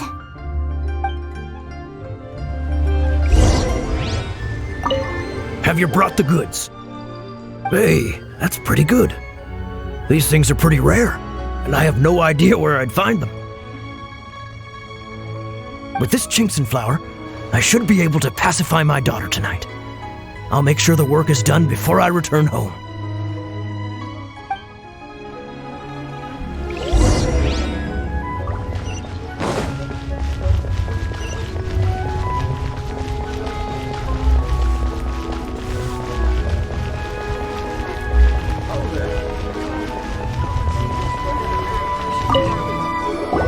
All finished then? Splendid. Any leftover cash is yours to keep. A favor for the Fatui should never go unrewarded. You think you can buy us off with some loose change? No way! Paimon demands to know when the next payment is coming. Well, how does this sound? You give me the information I need, and maybe I'll leave the Northland Bank's vaults open and unattended for half an hour. What info do you need? Huh. Does that mean you know what he's after? You're right! Signora! You both need to calm down. I don't know what's gotten into you. Just what is this about? The atmosphere got so tense all of a sudden.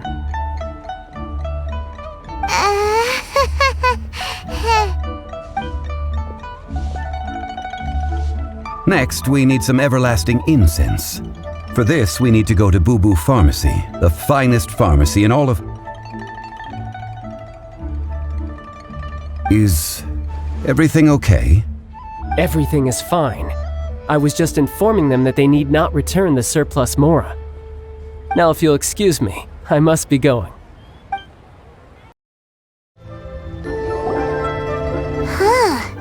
The reception is deserted, and it seems kinda spooky in here. Hello? Is anybody there? Welcome to Boo Boo Pharmacy. Huh? Did you hear that? Where did it come from? The reception, it seems. How about you go check it out, and Paimon will bring up the rear.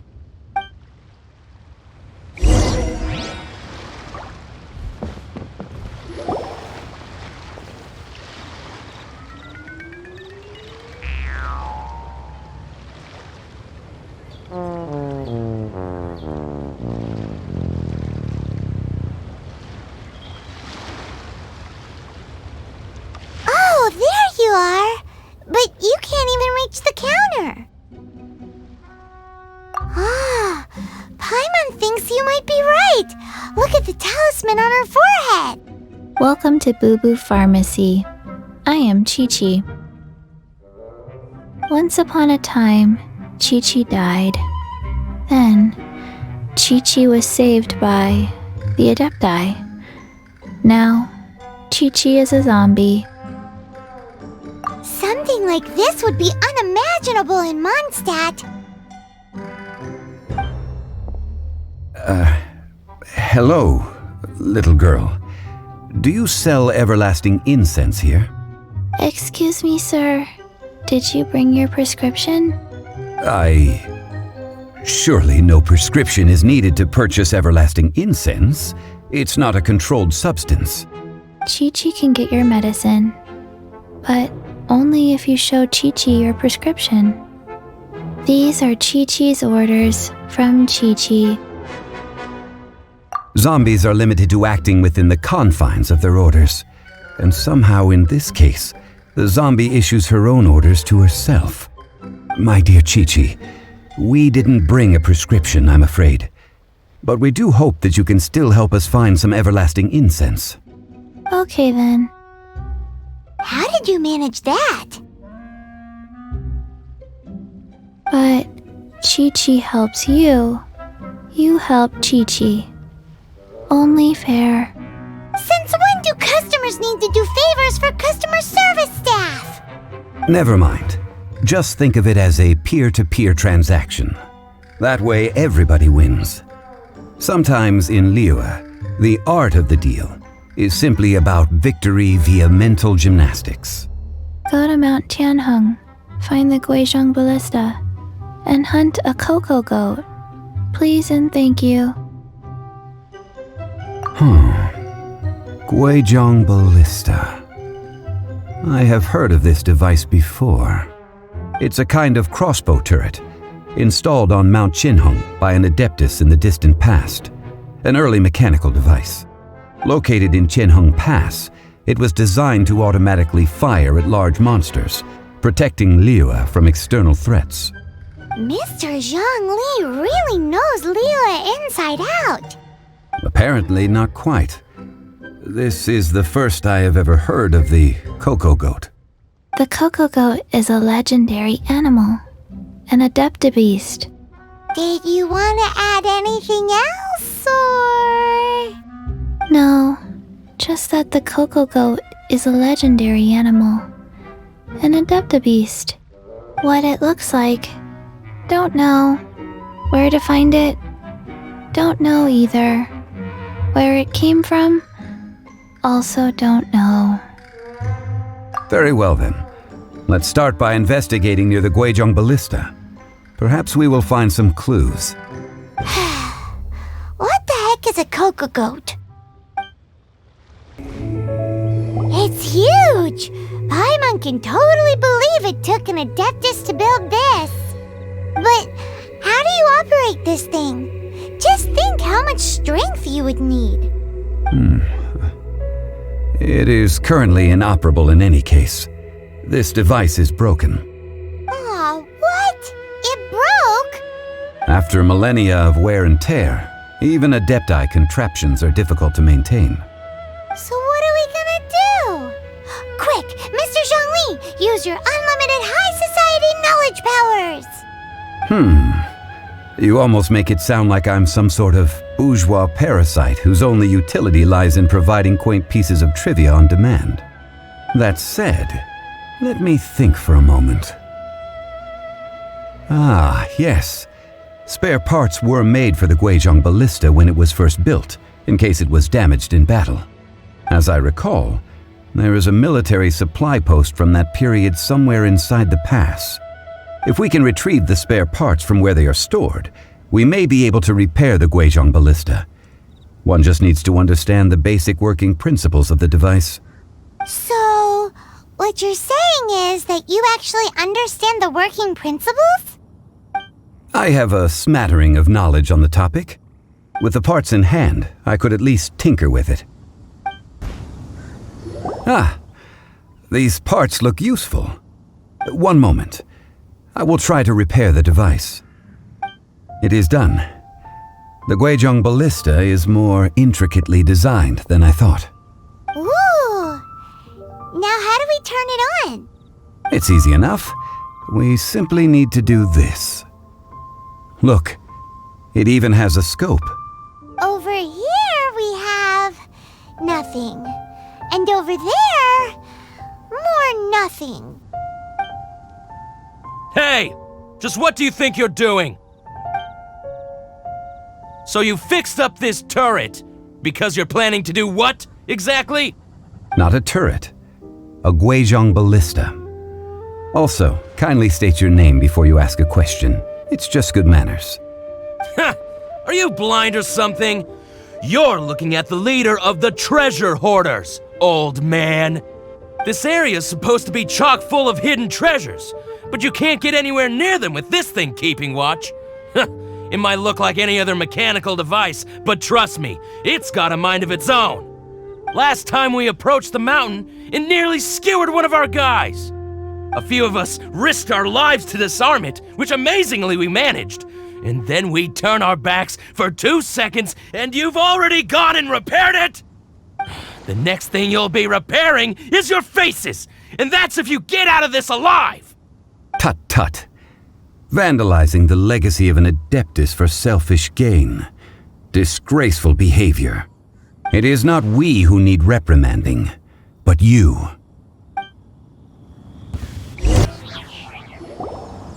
Huh. These lowlifes didn't know who they were messing with. Troubling ourselves over this rabble is not worth the time. We should focus on our contract with Chi-Chi. Oh yeah, that! So we've got the Guizhong Ballista working, but where's our cocoa goat? A search using the Guizhong Ballista revealed no significant life forms nearby, save for the usual wildlife. What's more, a contraption built using Adeptus technology should have no trouble detecting an Adeptabeast, as Chi-Chi put it. Which means...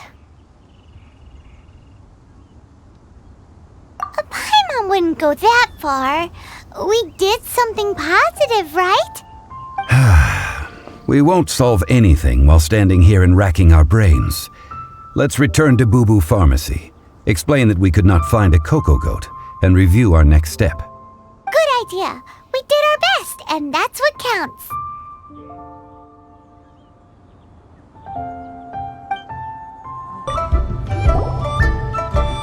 Forgive us.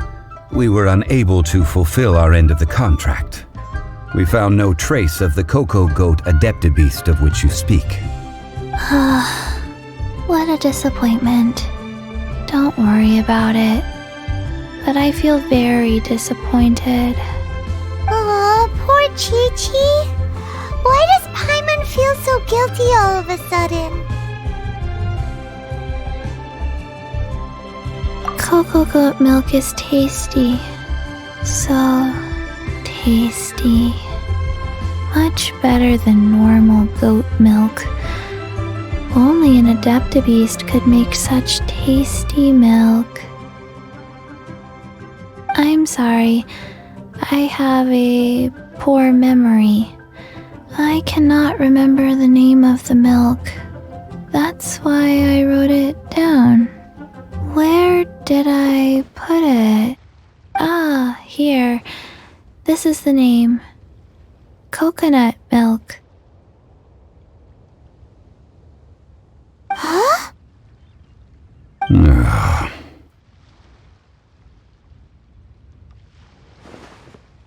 I owe you both an apology. I hastily agreed to what appeared to be an equitable agreement with this zombie child, when perhaps I should have undertaken further due diligence. Never mind, Zhongli. You didn't know. As the Liyue proverb goes, all things are random and... So how are you supposed to predict anything? Literally no one could have seen this coming. Excuse me, everyone. Did Chi-Chi say a bad thing? Oh, sorry, but Paimon's gonna leave the job of shattering this poor kiddo's world to you. No. Impossible.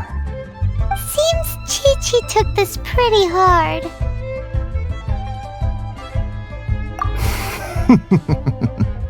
Someone learnt a valuable life lesson today, then. Thank you all for looking after my little Chi-Chi. Might I ask who... Ah, how rude of me. I'm Baiju, boss of the Boo Boo Pharmacy. Paimon thought Chi-Chi was the boss. Turns out it's some wacko who wears medicinal ingredients around his neck. What a sorry state of affairs. This little mascot is even more of a simpleton than Chi-Chi. Ah! The snake is speaking!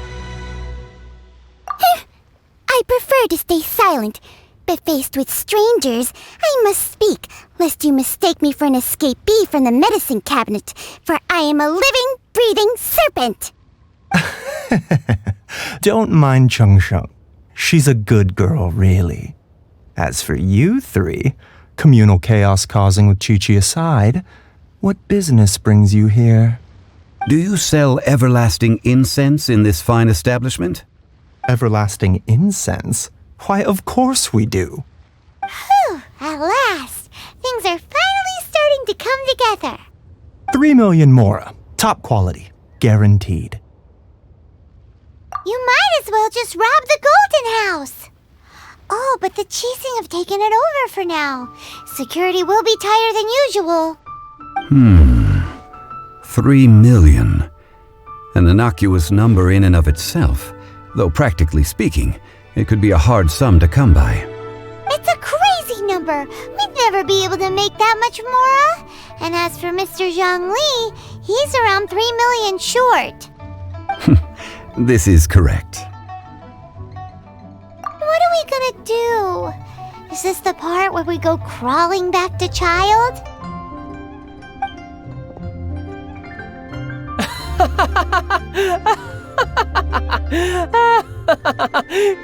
Cocoa goat!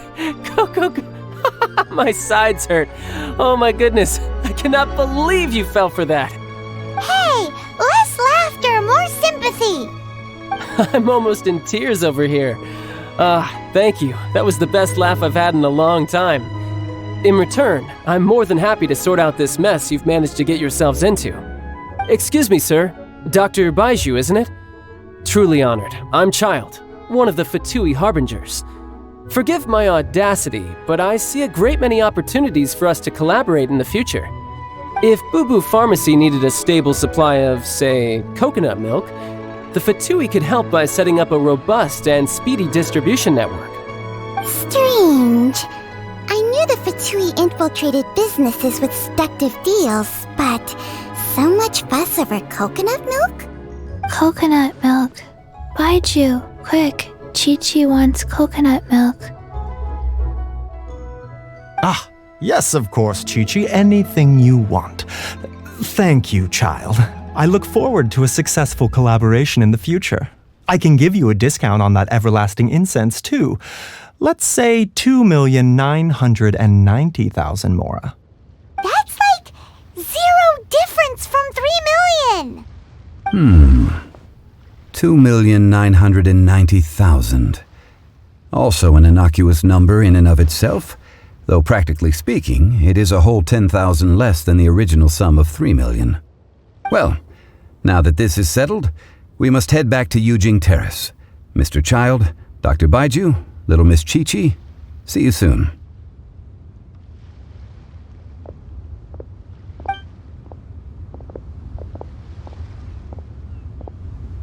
Ah, that lot is an absolute riot.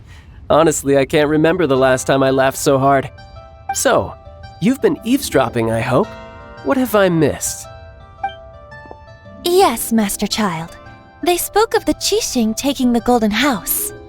Well, Ningguang and her Qixing cronies. What else would they be hiding in the Golden House, if not the Exuvia?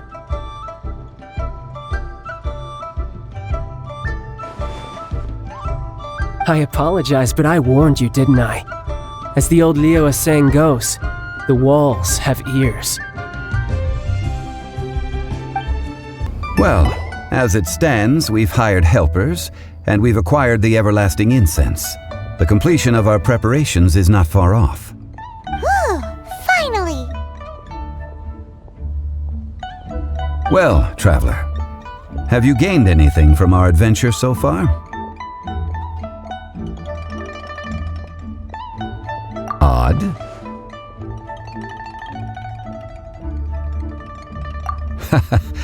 Which is it, I wonder? The questions that such travels raise are ever so complicated. Well, I'll leave you to ruminate over it yourself. As to remuneration for your help, I've decided to treat you to a meal.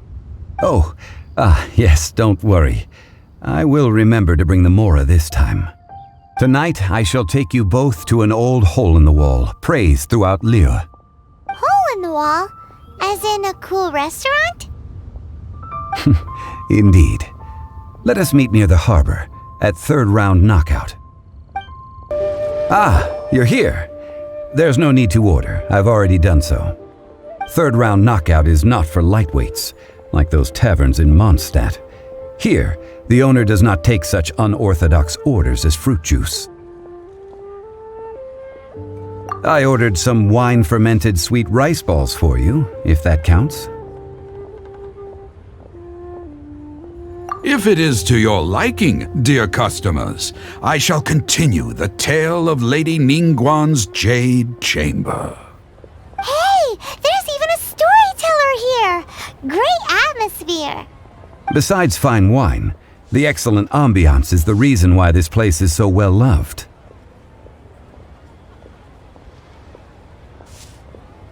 But when I say ambiance, I refer to a different sort from the one the Tevat travel guide uses to judge other establishments.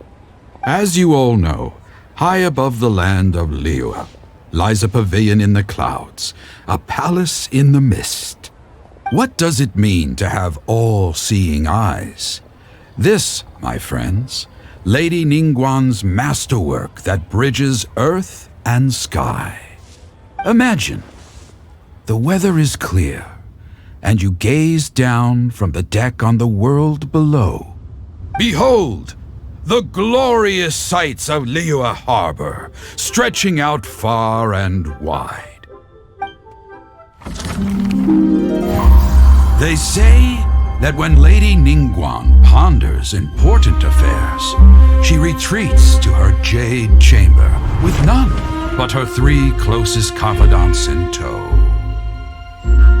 Why brings she these trusted 3 to sift through sources, dig through documents, looking for information? Piece by piece, facts and figures paint a picture on the walls of the chamber. But well before the wall is filled, Lady Ningguang's mind is made up. Having made her call, she has every last document shredded, and whoosh, she scatters the shavings out her window. Ah, look at them, how they billow in the wind like a sudden swirling blizzard.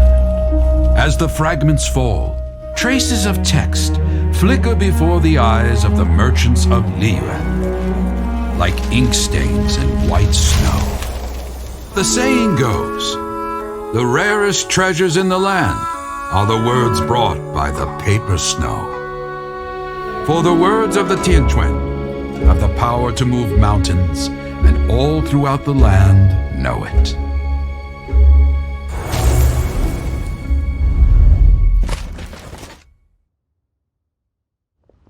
These are but scraps of paper, and yet they guide Lady Ningguang's hand. Such is their value.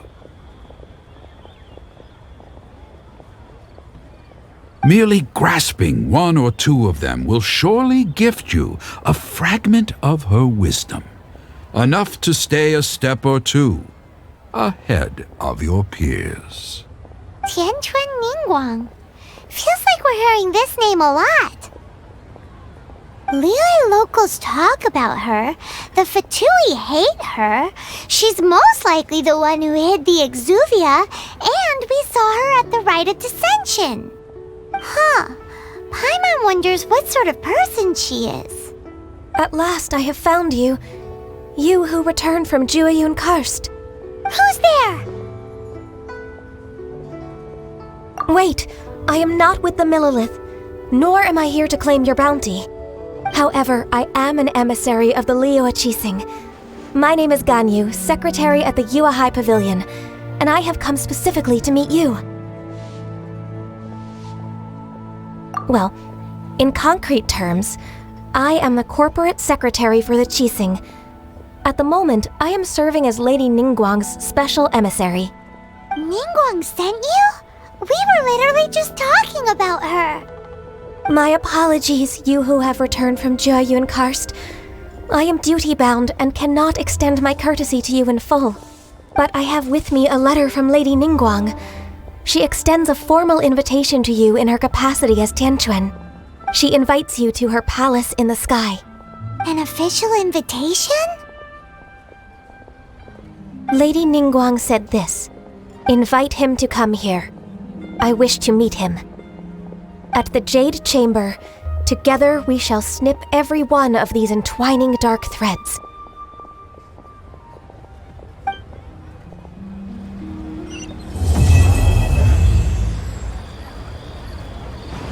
And with that, the emissary who called herself Ganyu just disappeared. But we've received an invitation from the Liyue Qixing. Paimon still can't believe it. We'll be meeting people that have way more money than Paimon could ever count. We should be on our best manners. An invitation to visit the Jade Chamber is a rare honor indeed. You'd best be on your way now. But don't forget about the rite of parting. Once you've finished at the Jade Chamber, meet me at Dihua Marsh. Don't worry, we won't forget. Dihua Marsh. We'll see you there.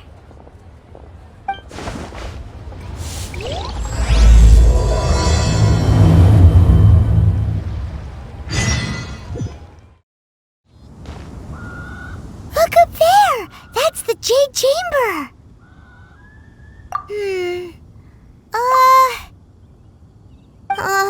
This is bad. Paimon's supposed to be your guide, but Paimon doesn't know where the way up to the Jade Chamber is. Well, since we want to go to the Jade Chamber, heading to its location on the map is the sensible thing to do. Let's look around. There has to be a way up there nearby.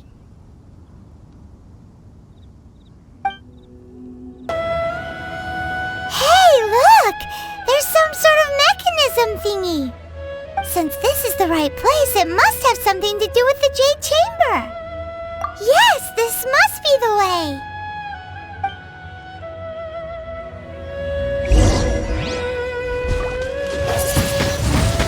Windblade!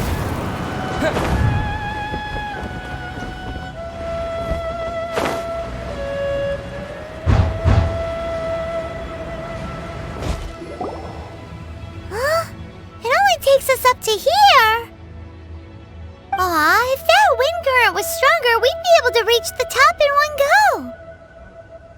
Huh? Why? Or... Oh, Paimon gets it! If it was a secret, Ganyu wouldn't have let us try to find it ourselves, right? Alright, let's follow your plan, then we can... Oh, hang on a moment. Look down there! Looks like we've gotten close to the Guizhong Ballista. Paimon has a new idea! Why don't we shoot you up to the Jade Chamber using the ballista? Oh, right. This method does seem a bit unsafe. Oh, that's right! Now that you mention it, we could use the Guizhong Ballista to see if there's another way up nearby.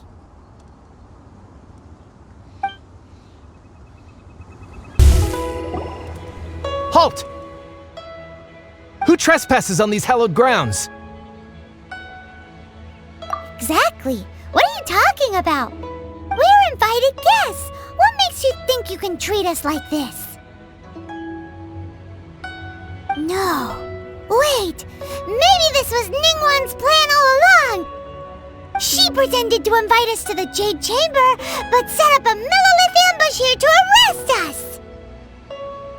Now Paimon's mad! You! Over there! This is a trick, isn't it? How shameless! What? We're just on guard duty. What do you mean, shameless? What nonsense! Seize these suspicious intruders at once! Well, here they come! Line them up and knock them down! Stop! What's all this about? Lady Keqing, these two strange people suddenly appeared. They seem to have designs on the Guizhong Ballista. Who are you calling strange?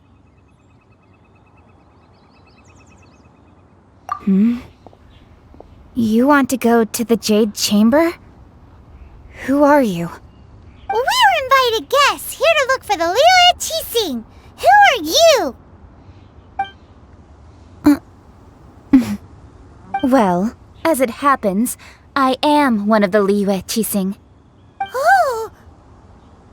I'm Keqing, the Yuheng of the Qixing. I know of you, traveler. You're Ningguang's guests, yes? Didn't expect to meet you here in the mountains. Wow. Paimon didn't think we'd meet some super rich big shot out here in the middle of nowhere either. The Guizhong Ballista in Tianheng Pass has long been in disrepair, and yet it was fixed in a single night. I came here to investigate that occurrence. These millilith are just here to guard the scene, not to arrest anyone. So this was all a misunderstanding?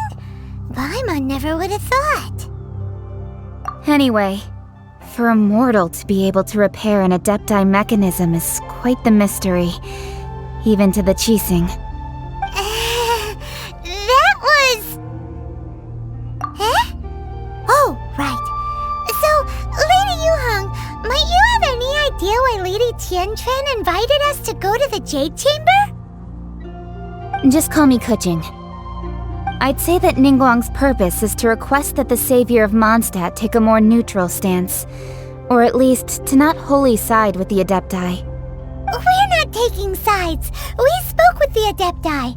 They want to protect Liyue as well. When you say protect, you're referring to their sanctimonious arrogance, aren't you? Huh? You are mortals and thus under their protection. There was no way they would have regarded you as someone with the ability to assassinate a god. Naturally, they would also regard Ningguang's locking down the area, questioning the citizenry, and pursuit of the assassin to be pointless work. Perhaps they even wonder if there might be a cover-up.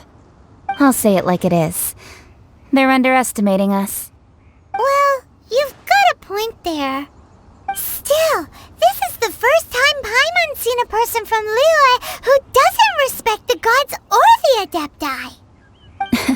Should I respect the shallow sense of time and condescension to mortals that has caused them to delay in moving against us, Qixing? Forget it. I shouldn't speak of them this way. This skepticism is mine alone, and Ningguang does not share it. Either way, I will admit that the actions of the Adepti this time were quite restrained.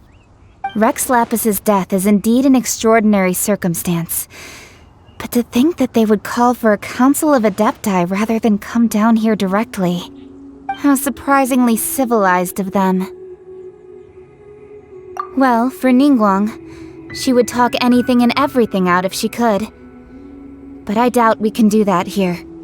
The time of the Adepti has long passed. If even the Liyue Qixing don't want to face that truth, then what future is there for Liyue?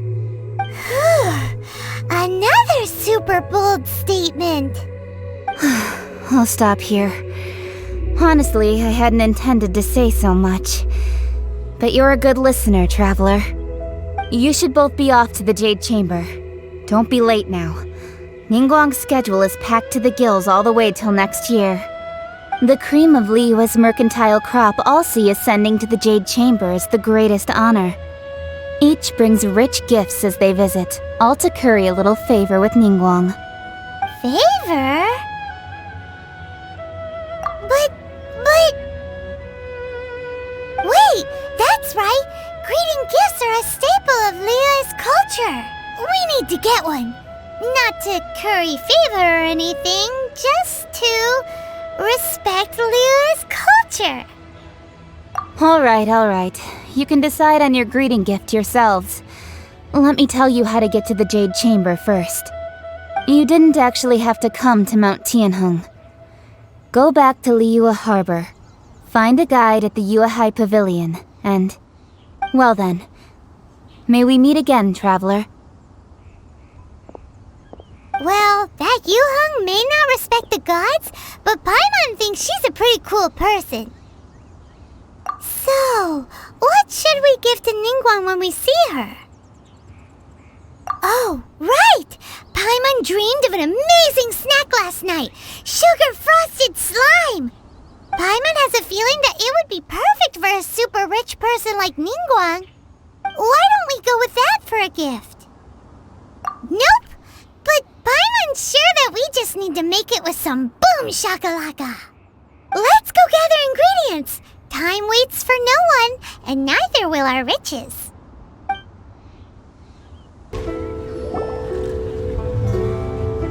Hey there! A guy called Meng Dan told us that we could get a nice and shiny box from your store. Uncle Meng already told me about it. Thank you both for saving him. Many of the best goods in our store were found by Uncle Meng. If anything were to happen to him, it would be impossible for us to continue doing business. Here, this container is itself an antique, with at least 140 years of history. It's already been cleaned. Will it do? Yep. It's great! Hang on a moment. Could we borrow one other thing? Sure. Please help yourselves. As long as it's on our shelves.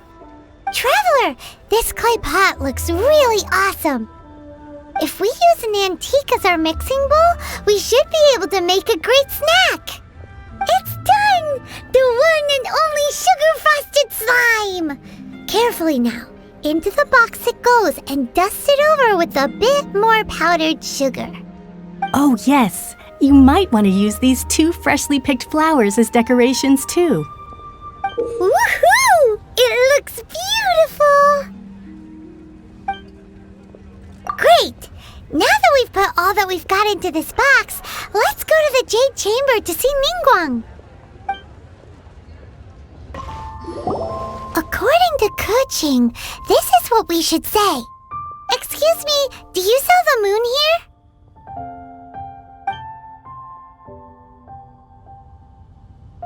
Yes. How many would you like? It's not convenient to speak of numbers here. Ah, well said. Please, use this to ascend to the chamber. Yes, speaking of which, are you two the guests that Lady Ningguang has arranged to meet with today? Yep. And yet the code they used was not the one for guests, but for the Yuheng. What's going on here?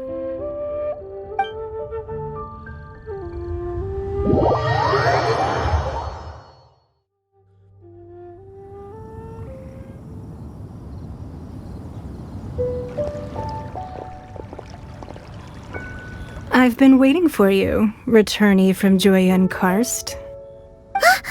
It's Ningguang! Since this is our first meeting, we've prepared a gift. I hope you like it. Oh, for me. You have my thanks. It seems that I have made things difficult for you, considering that you were supposed to be my guests. Oh no, it's nothing. This palace floats in the skies, higher than the peak of any mountain. From this vantage point, one may survey all of Liyue. I have been gathering the funds necessary to build it from the time I began learning the merchant's craft. And since becoming the Tianquan, I have spared no effort in hiring the best craftsmen to constantly extend it. At first, it was but the size of one room. Now, it is large enough to blot out the moon in the skies above Liyue. One day, I believe it will overshadow all 7 nations. Not many from outside Liyue earn the right to ascend to the Jade Chamber. But I have been in correspondence with the acting Grand Master of the Knights of Favonius, who spoke highly of you. As such, I have been putting eyes and ears out ever since you reached Liyue. What? And I finally got wind of your movements when you were on the way to Wangshu Inn. Wait! Was Vergoldet one of your people? Just Vergoldet? No. Everyone at Wangshu Inn is one of ours.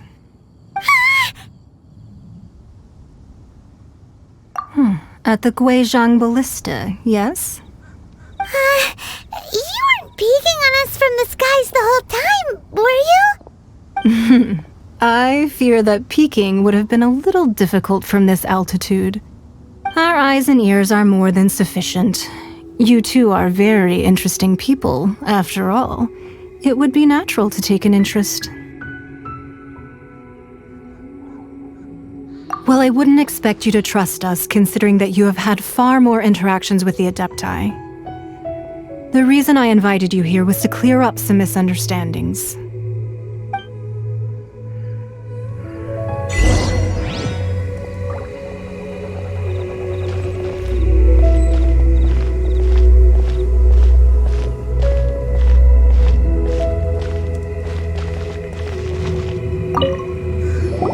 I believe that you've heard of the Archon War. Many gods used to walk this earth, and many long wars were fought between them that did not abate until 2,000 years ago. Much blood was shed, and many lives were lost. In the end, only 7 victors remained standing in Tevat. They built cities and nations on the corpses of the vanquished, and thus began the era of the 7. You can see Goyun Stone Forest from here, I trust.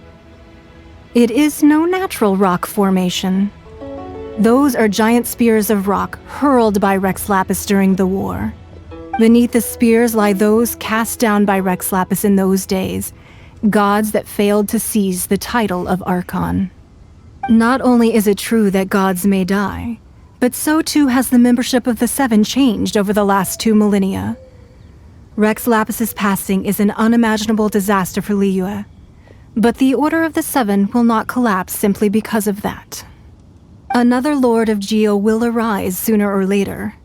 Yet, how are we to forget Rex Lapis? When that time comes, the relationship between the people of Liyue and the gods and Adepti will surely be different from before.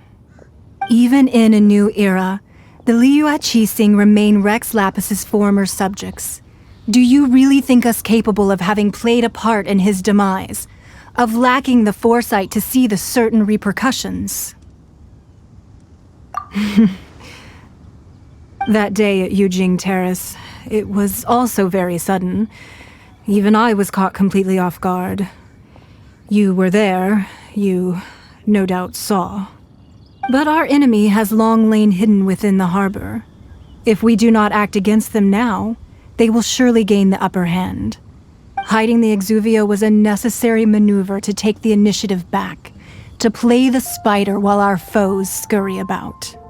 Who's this enemy you're talking about? What do you think, traveler? Huh? What are you two talking about? Well answered.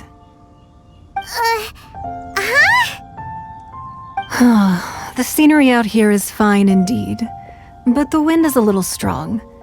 Our preparations to receive guests within are complete, so please, this way.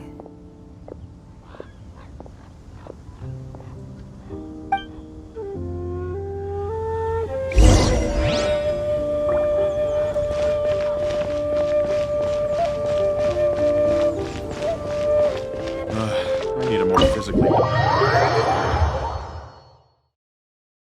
Wowee!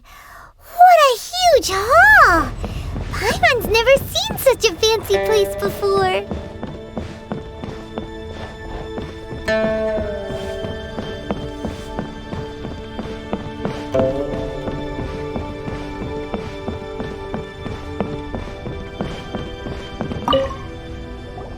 Be at ease, you two.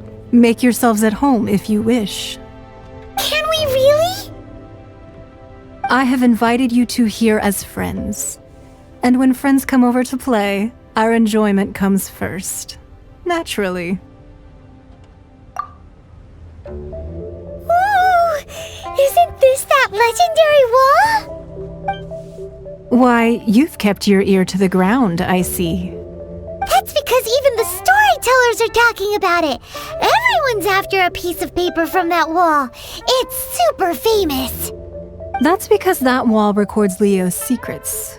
Merchants have always been attracted to secrets. But the secrets of the mercantile world are of no interest to you, are they, traveler?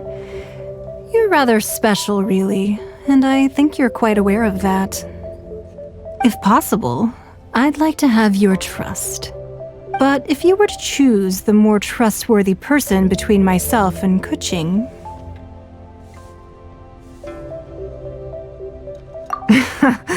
You'd pick Kuching? Nah, I had a feeling. I originally thought her a bit too hard-headed. With someone of her character on the Qixing, I've had some extra messes to clean up behind the scenes. But after she said those words, the time of the Adepti has long passed. If even the Liyue Qixing don't want to face that truth, then what future is there for Liyue? Well, I must say that quite a few of my doubts have been dispelled. I won't deny that Rex Lapis's passing seems advantageous to us. But for Liyue's sake, we cannot allow ourselves to be shackled by rumors of our usurpation of power. Indeed, it seems that you understood what I meant to say from the very beginning. I called for the gag order and for the Exuvia to be hidden to temporarily stabilize the situation, and also to prevent something similar to the incident in Mondstadt. With Rex Lapis's death, the Fatui have busied themselves with many clandestine actions beyond their diplomatic remit. As the Tianquan, one responsible for Liyue, I cannot be too concerned with appearances when opposing them. Allowing the rite of parting to take place was also meant to buy some time for us to take control of Liyue's administration. It's exactly as Zhongli said. The Qixing only provided the venue for their rite so they could use us for their own ends. Wait, that's right. Speaking of ends, could I say one other thing? Of course. Paimon's heard that anyone who sends a greeting gift gets a little something in return. So, does that include us? It's all right. I like direct people. Well, we have made quite a bit of trouble for you recently. How about this? You can pick any one object here as you please, and you may take it with you. Yay! Paimon was just waiting for you to say that! Let's see, what should we get? One of the sheets on that wall! Don't look at Paimon like that! One of these sheets of paper will sell for crazy prices, even if it's only as large as Paimon's fingernail. Just imagine how much more a whole untorn sheet would sell for. Let's grab one! The biggest one!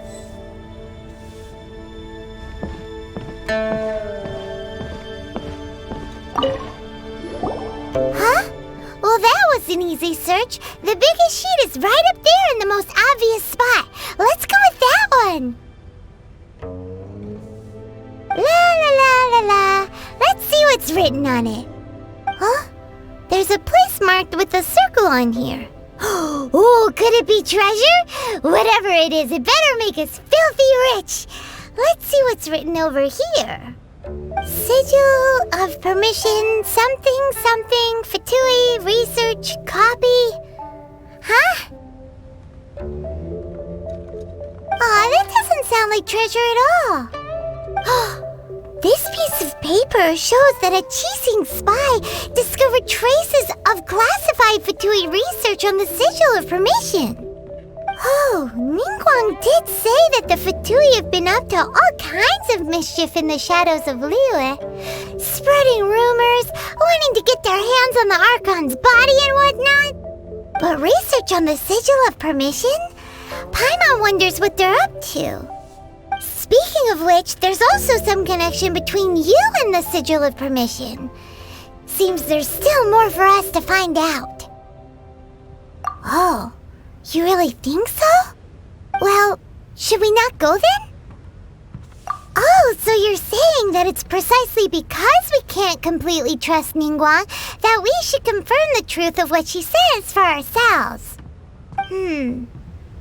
That's way out of Paimon's league. Paimon thinks she's been nothing but good to us. Anyway, we'll see if you're onto something. Before we look for Zhongli at Dihua Marsh, let's go to the place marked out on these papers and see if the Fatui really are up to no good there. There are so many talismans here. And some stacks of blank paper, too. What are they for? Paimon's seen this pattern before. But where? Oh, Paimon knows! It looks just like the Sigil of permission the child gave you. But how did a relic of the Adepti end up in the hands of someone like Child? Oh, that's right! Cloud Retainer said that when the Lord of Geo created the Sigil of permission, it wasn't to be used as some old relic. Talismans like that were once used in the Archon War to channel divine powers. Maybe the Fatui are copying the Sigil of permission in hopes of achieving a similar effect. Being able to channel divine power in battle? Whew, that sounds pretty dangerous. And the plot thickens. We'll need to keep an eye on Child, that's for sure. Alright, that's enough sticking around here. We gotta go meet up with Zhongli soon. The last stop on our rite of parting preparations tour is Dihua Marsh. Let's go! Paimon hates being late. Right on time. I myself only arrived moments ago. Did you enjoy your visit to the Jade Chamber? It was so big and pretty and expensive. Paimon's never seen such a fancy schmancy place before. Indeed. It's second to none in all of Liyue. Then you met with Ningguang, I trust? What did you talk about with her? She's super rich and so generous. Paimon thinks she's very friendly.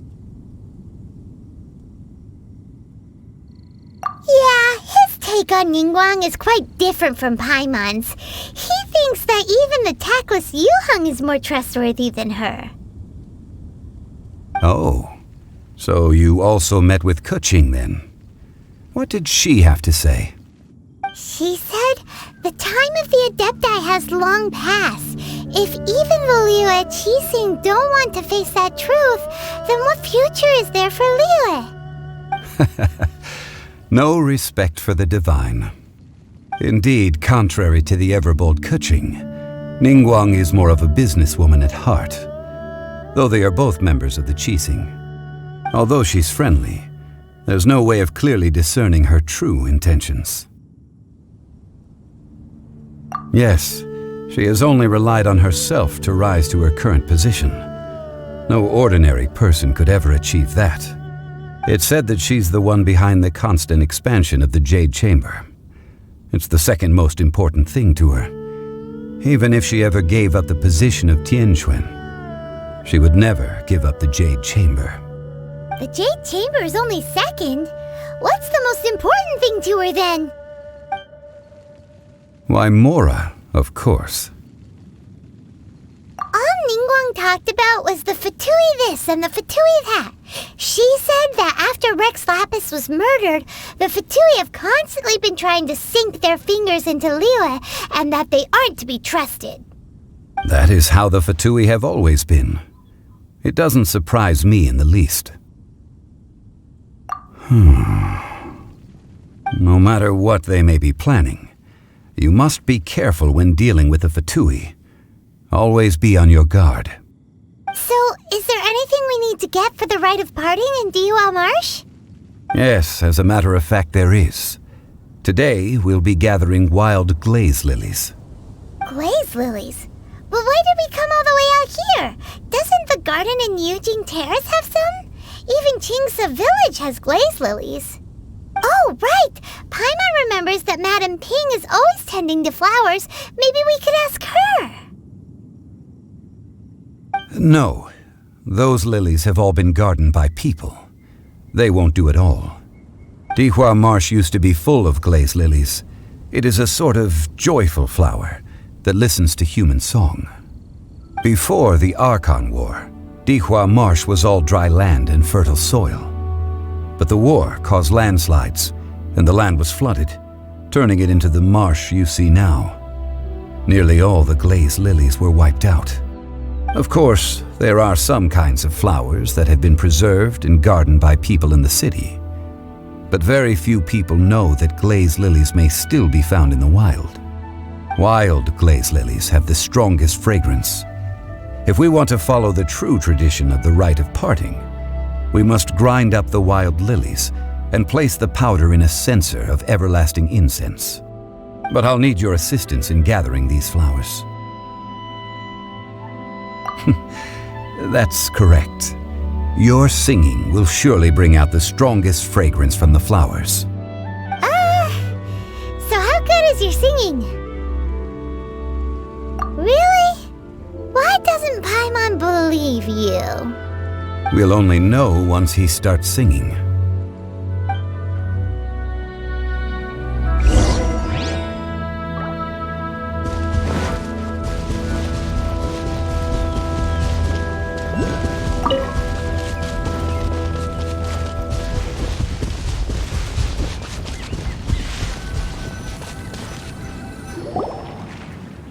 It's time to sing, whenever you're ready.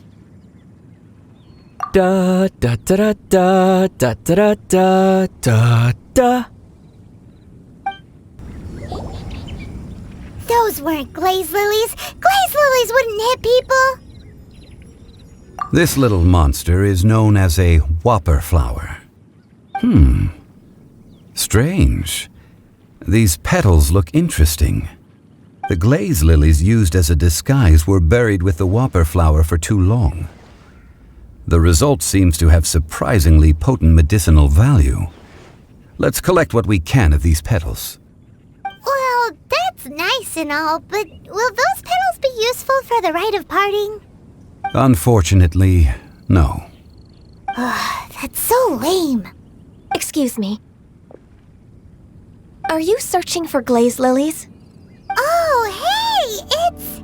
What's-her-face? Paimon can't remember.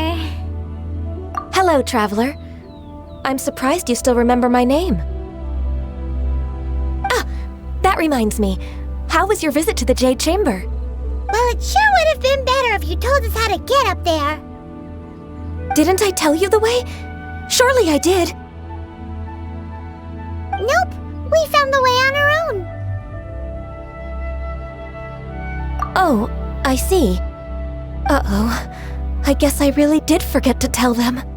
Huh. Something seems a little off about Ganyu. She's acting different from the first time we met. Where's her serious attitude now? Ah, well, I met you at that time as an emissary of the Tianquan. But now, I am simply out on a stroll to see the flowers. You came all the way out here to see the flowers? Why not just enjoy the gardens of the city? Yujing Terrace is where Rex Lapis parted from this world. If I strolled through those lonely gardens now, I wouldn't be able to bear it. Whenever my duties take me near Yujing Terrace these days, I draw the windows to block my view of the gardens. Oh, sorry, we shouldn't have brought it up. No, it's quite all right. I just haven't processed my emotions yet. When the Archon War came to its end 2,000 years ago, the first iteration of the Seven would gather in Liyue and drink with Rex Lapis.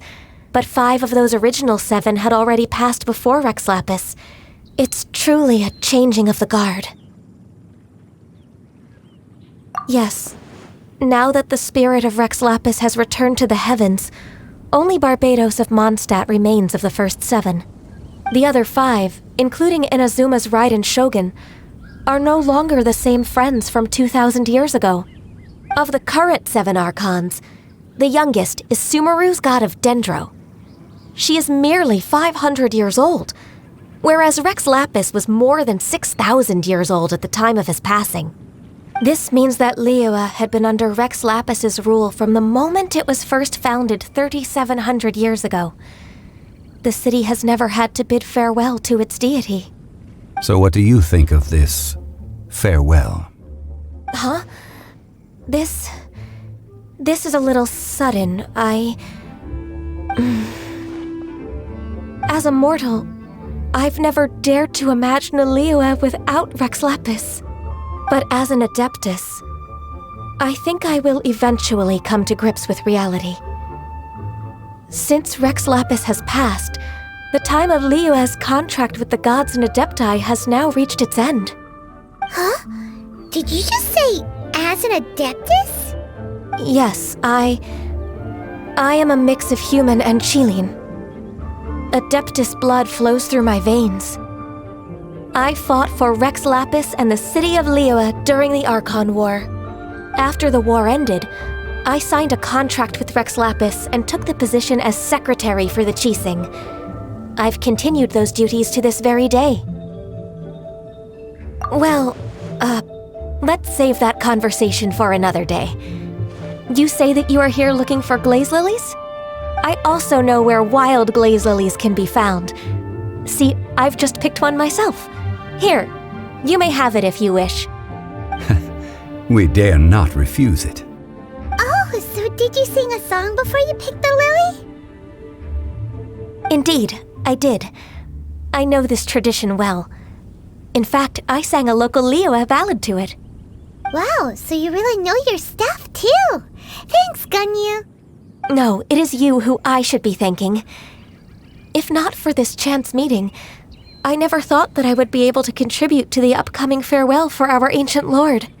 If you would excuse me, I should return to my work now. Good luck. And that just about does it. Our preparations for the rite of parting are mostly finished. Given the ease of picking glaze lilies, I think this was a fitting end to our tasks, in more ways than one. Yeah, Paimon can already imagine him starting a business in Liyue. I've had enough ventures in my life already. Beginning a new undertaking is always difficult at first, and requires no small amount of effort. And once business is at full steam, the stress of it all only wears away at you over time. So you must be careful to take the time to step back and re-examine yourself. If left unchecked, the wear and tear on your heart may go well past mending. Wow. See? Zhongli sounds like he's already seen it all. Alright, I think it's about time we head back to Liyue Harbor now.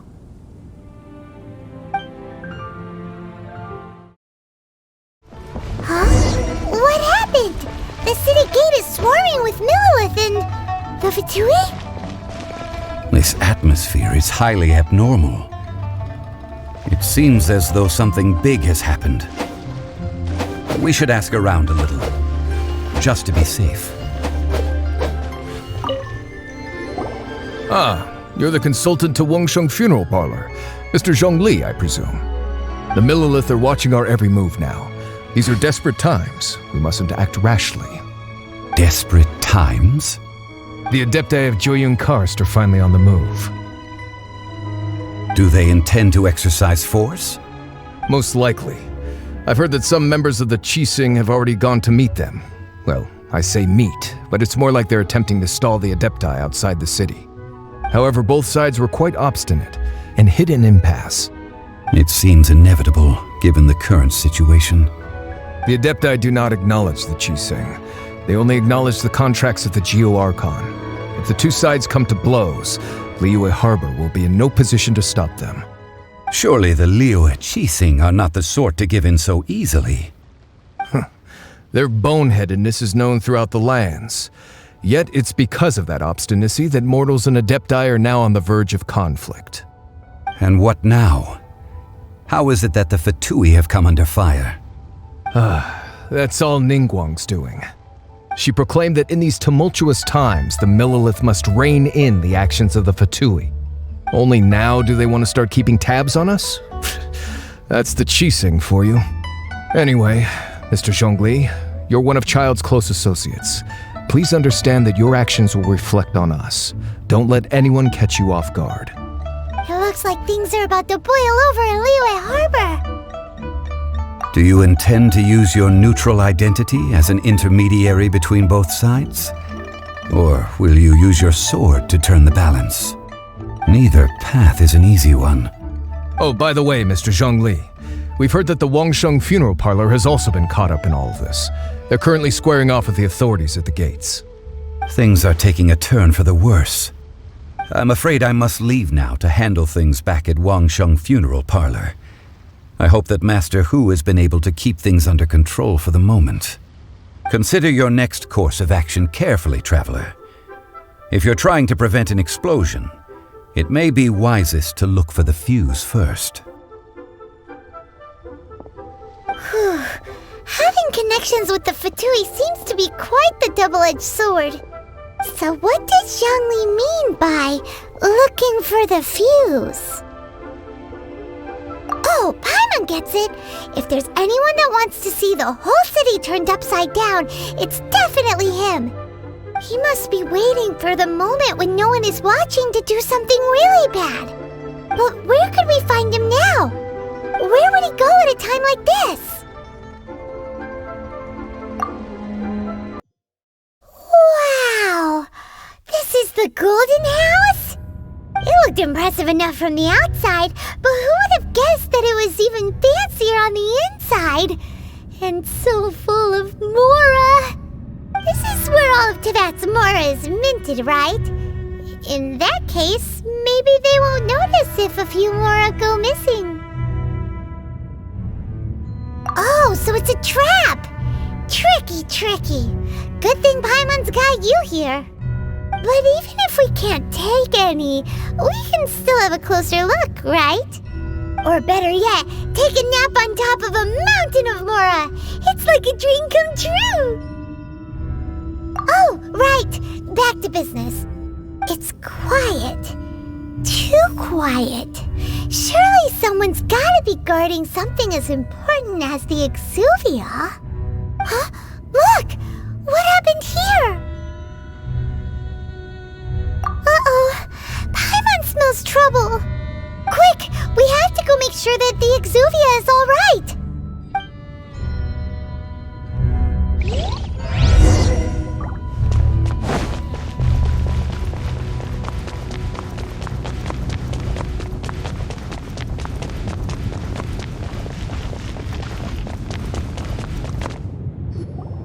You've already fulfilled your task as guides, so why do you still linger here?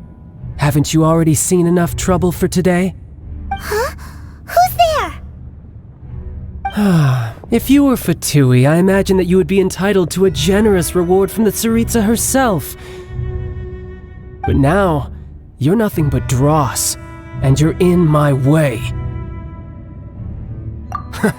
Although I'm deeply grateful to you that I was able to effortlessly find this secret location, don't you think that trying to stop me now would just be wasted effort? Stopping the Mora Mints, hiding away the Exuvia. The Chising are really pulling out all the stops this time. So you've been planning to take the Gnosis from inside the Exuvia all along? As one of the 11 Fatui Harbingers, it's my duty to see the will of the Tsaritsa fulfilled. She will get that which she desires. I'm not asking for your blessing, and there's nothing you can do to stop me anyway. The time for discussion and diplomacy has already passed.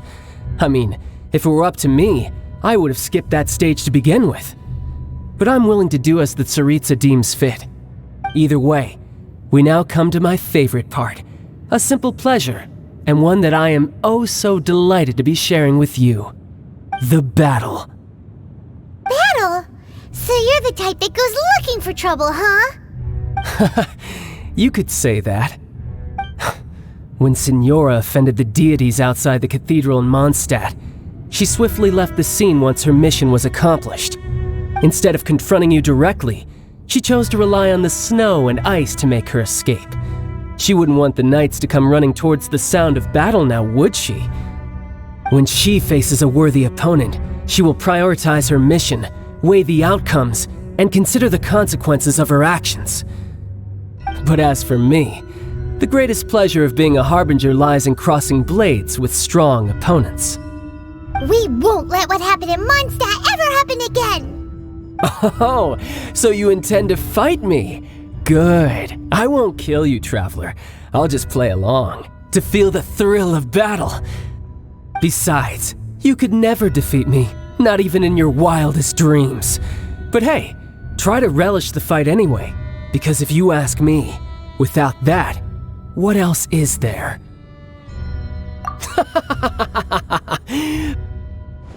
Fighting talk, I love it! Now let's see you live up to it.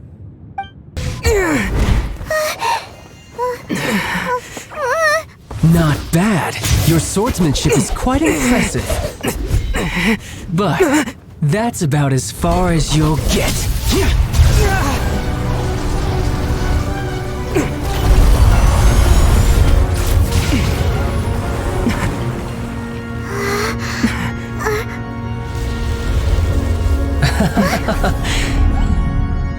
Didn't think you had that card hidden up your sleeve. You were just playing us to get close to the Exuvia! Oh, quiet down. Stop acting like some wide-eyed recruit. You've seen this world. You of all people should know. This should have been expected!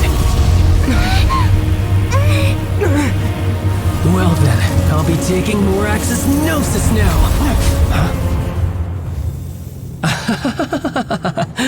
I see. Well, this is most unexpected. You beat me to it, didn't you?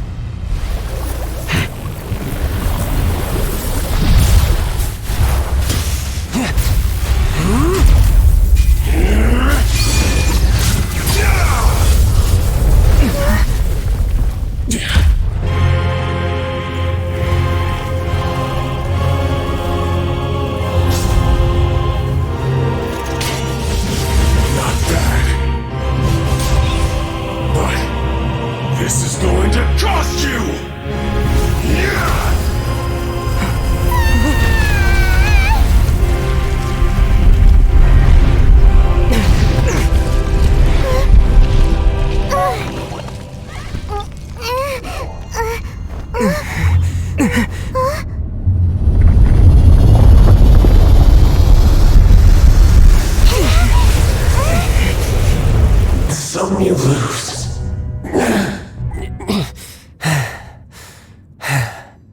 Look! Child's back to normal again! Well then, time to cool off. It seems the burden of the foul legacy transformation was too great for my body. I lacked the opportunity to think this through. And now that I consider the matter more carefully, you never had any chance of beating me to the Gnosis. You had no connection to the Gnosis, no matter where it had been taken. That's what we've been trying to tell you! We didn't take it! Your show of ability today far surpasses that of Signora's initial assessment of you in Mondstadt. Tell me, how could that be? You already know the answer, don't you? I can see it in your eyes. But if that is a secret you wish to keep, I guess I'll just have to curb my curiosity. This battle has already left me satisfied. Anyone who strives as I do to grow stronger shall be called a friend, even if our friendship can only be shown in battle against one another. Pretty sure that's not the normal way to make friends. Unfortunately, I must bring this amiable conversation to an end. My quest still beckons. Given that the Gnosis wasn't taken by anyone, then we must look once again to the beginning. Perhaps it was never in the Exuvia to begin with. In fact, it might be that the Exuvia was just a diversion of sorts. What? So you mean that... Yes, it appears so. Interesting to say the least. It seems that the guardian deity of the capital of commerce is also well versed in little maneuvers beyond the boundaries of contracts. As such, we must now look to our backup plan. Backup plan? I had hoped it would never come to this, for the weak will be swept away in the process. The truth is, the world belongs to those who pursue strength. I seldom willingly involve myself with the weak. Unfortunately, we cannot be picky about our methods as Fatui harbingers. Children must all learn to eat their vegetables sometime. So what are you planning to do? I will awaken the god that lies dormant beneath Guyon's stone forest. A god? Osile, overlord of the Vortex, who was defeated by Morax, the Geo-Archon in the Archon War, and who has remained pinned beneath the waves by the Geo-Archon's stone spears ever since. If such an ancient god were to be unleashed upon Liyue Harbor, defenseless without the protection of its deity, do you think the cunning Rex Lapis would just stand aloof and watch the ensuing destruction? But the Archon War ended 2,000 years ago! How can an ancient god appear in a world now overseen by the Seven? Simple. I've already prepared the means to awaken it. Hey! Those are sigils of permission! Oh, Paimon remembers now! The Fatui have been researching them! Indeed. The one that was given to you was just a byproduct of our research. With the power of so many sigils of permission concentrated in one place, along with that which was bestowed upon me as a harbinger by our Tsaritsa, breaking the subduing might of the Geo-Archon spears for a time should be no obstacle. Using the powers of ancient gods in such a situation fails to interest me, and is largely against my principles. But knowing that such an action will not only force the Geo-Archon to show its hand, but you as well, that makes matters a little more intriguing.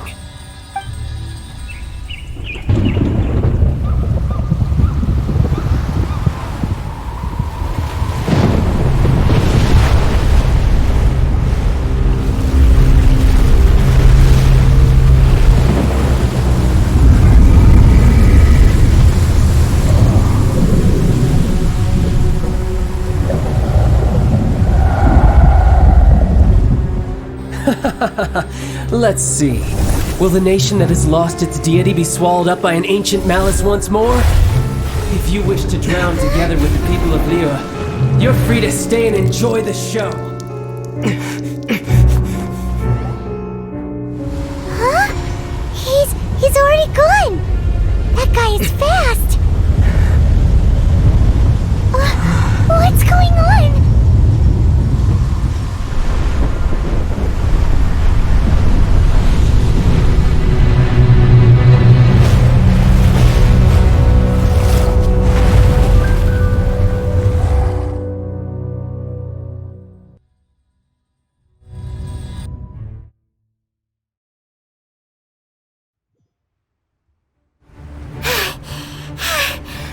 Exhausted.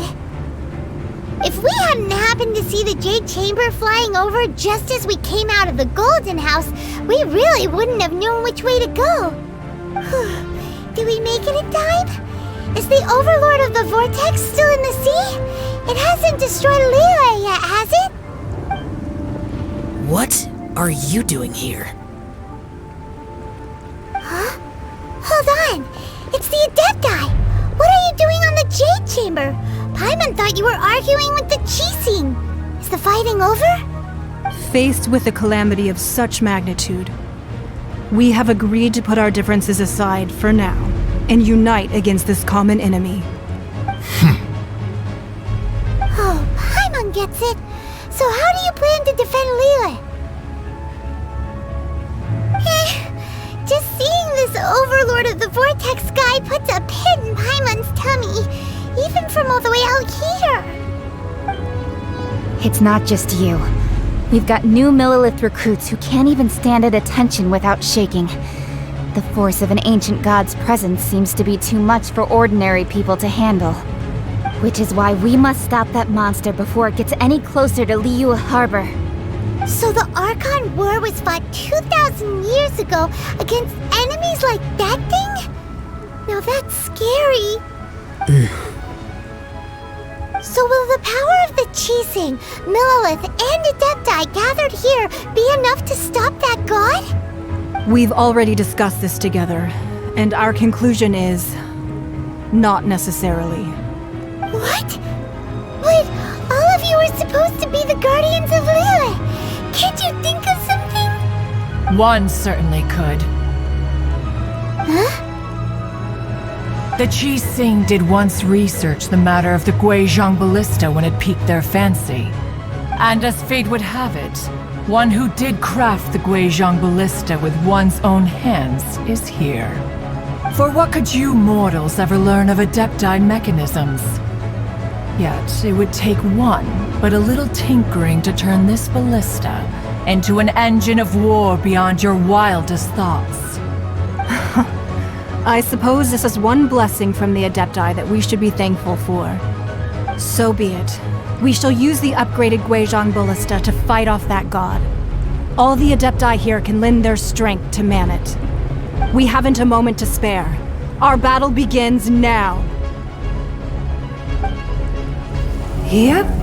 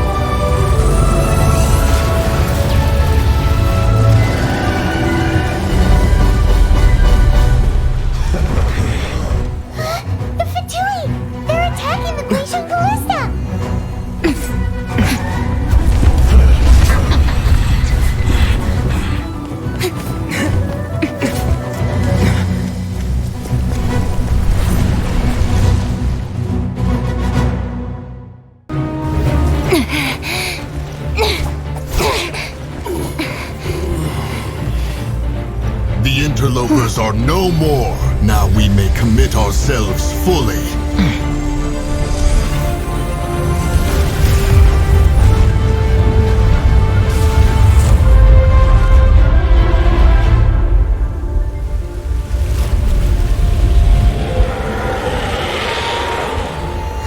It's working! We just need to keep this up!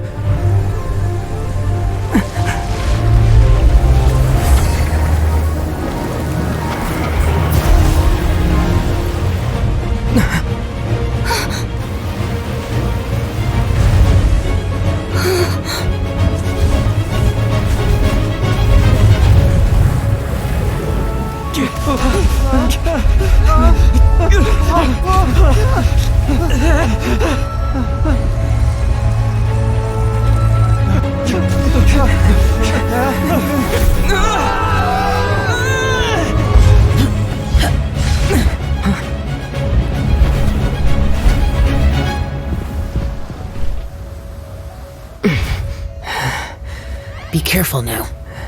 The Guizhong Ballista is destroyed. Without its covering fire, retaliation shall be difficult. But the Jade Chamber is our last line of defense. We can't give another inch, no matter what. I have another idea. What do you mean, Lady Ningguang? I'll sacrifice the Jade Chamber.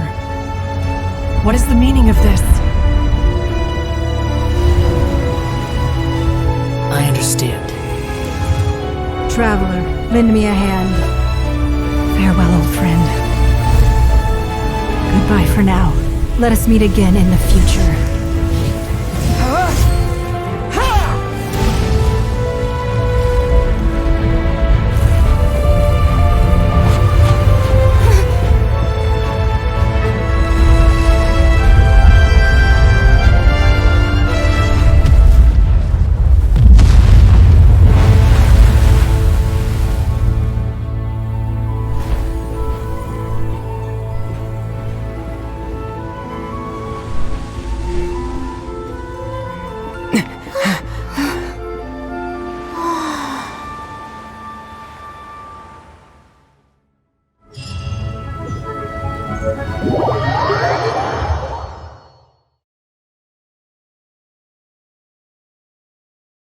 Is it finally over? The ominous aura of that monster has indeed begun to fade. The effects of the Sigil of Permission last but a short time. It will be some time before the Overlord of the Vortex can make any waves again.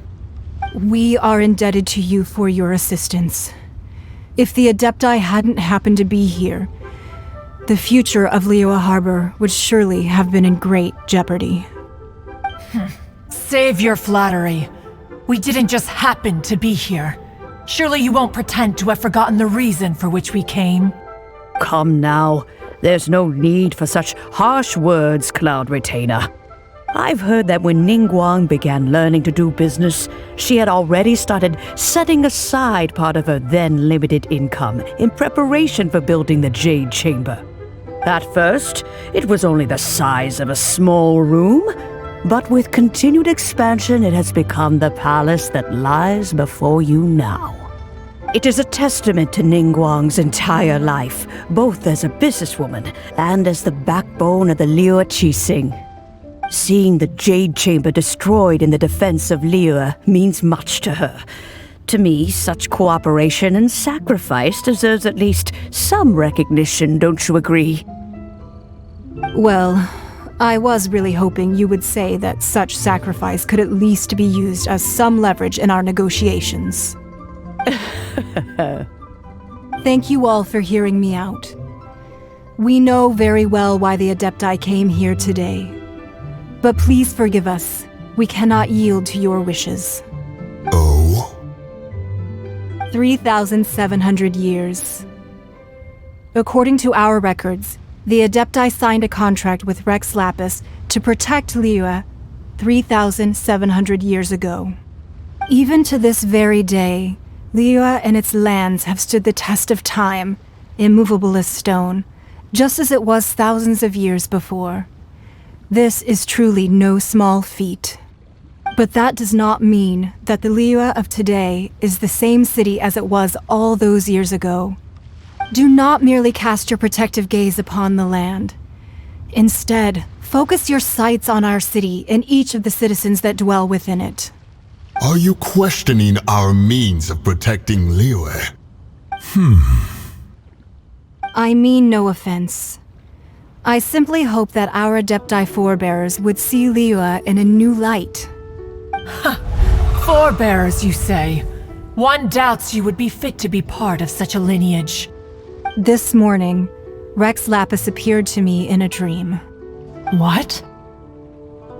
In the dream, I yearned to tell him that we Qixing, though mortal, are equally bound to the contract. Each passing generation of the Qixing leaves many things of value to be inherited by the next generation. I also thought to tell him how the past generations of Qixing had strove under his rule to survive in our mortal world, establishing a network of contracts which has since come to be known as trade. But I dared not speak, I could only gaze at him in silence until the moment I awoke. Oh, Ningguang. Yet another perspective. What are you trying to say, Outlander? Right! That's something that happened in Mondstadt. It's a story about the Four Winds and the people of the animal Archon. The animal Archon sought to quell the strife between the two sides because he believed that such conflict would only scar the hearts of both, and that nothing good would come of it. Each of the 7 nations has its own scars from the past. Though your point is the very height of simplicity.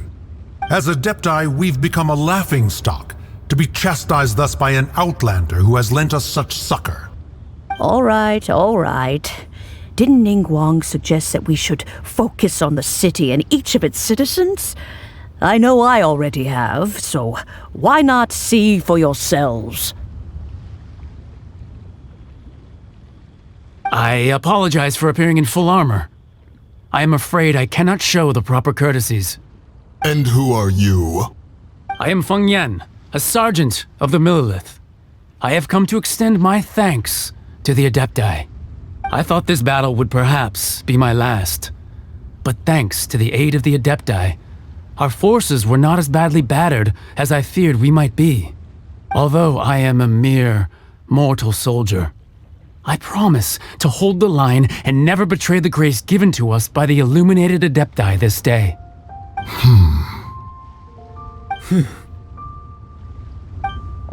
Huh? Why does everyone look so down? Didn't we just beat that big monster? Weren't you frightened, dear? It was quite the predicament. I wasn't afraid. All the strong Millelith guards were there, and those powerful heroes with their visions were there. Everyone was there. When danger is near, everyone always protects me. And the rest of the time, they make fun toys and tasty snacks and loads of things that make the harbor so pretty. Thanks for protecting Liyue Harbor. Please come visit us for the next lantern rite. Unfortunately, we wouldn't be able to participate.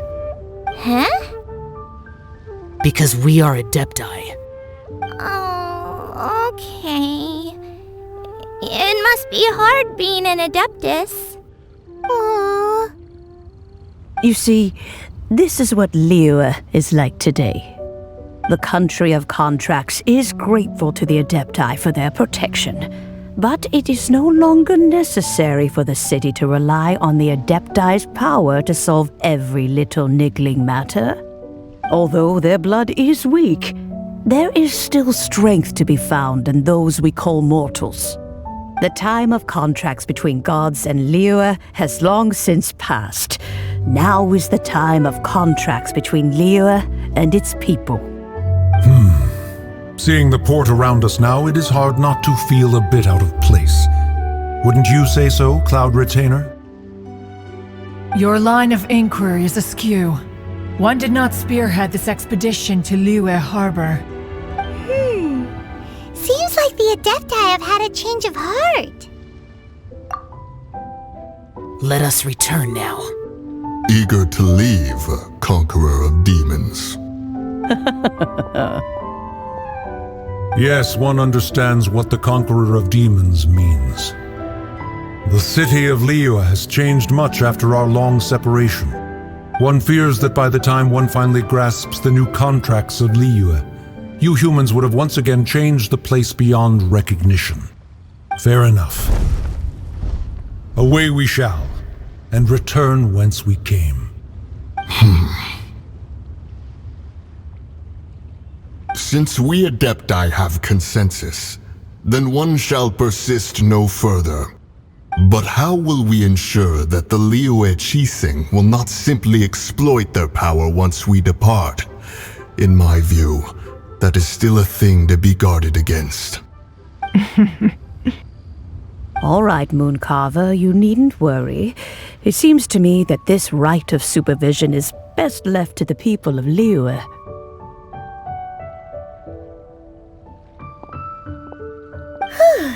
Looks like the conflict between humans and Adepti was avoided. All's well that ends well, huh? Oh, right! It's nice that we've got peace and all, but we're forgetting one thing. Child wanted to unleash the god so he could lure Rex Lapis out. But we were able to handle the Overlord of the Vortex on our own, so Rex Lapis never showed up. Oh, and speaking of that, don't we still need to get to the bottom of that Archon's death too?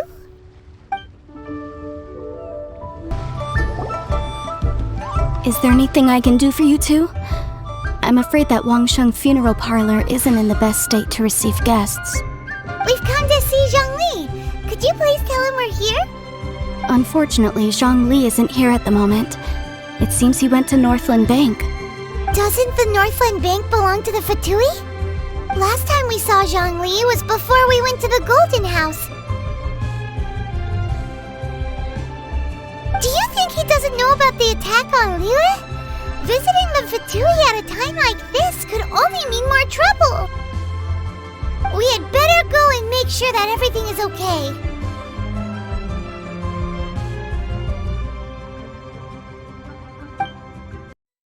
You call this cooperation between Harbingers?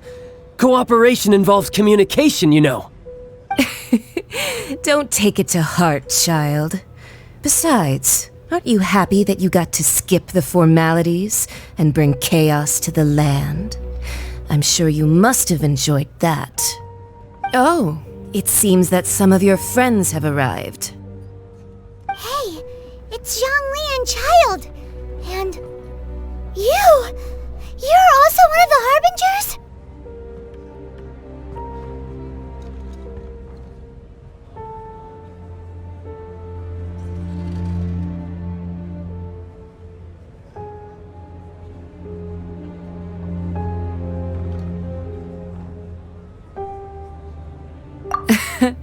It's you two. I believe we've met once before. In the city of Bards, was it? I'm glad you still remember my name. Ah, right. I imagine that it must have been rather hard to forget watching helplessly as something precious was snatched away from your friend. No, don't let her get to you! You've yet to gather the powers of all 7 elements, and our last battle at the Golden House was almost more than you could handle. So it might be best to keep things peaceful this time, seeing that 2 of the Harbingers are here. Well, if it isn't you two. This is our first time seeing each other since Liyue was nearly wiped off the map. This is certainly a bit awkward, wouldn't you say? Paimon knew that we should never have trusted a Fatui Harbinger. Oh, now don't say that. Sure, I may have misled you, but I never had anything against you personally. Besides, I thought we were getting along quite well together, didn't you? Except for that little tussle we had at the end.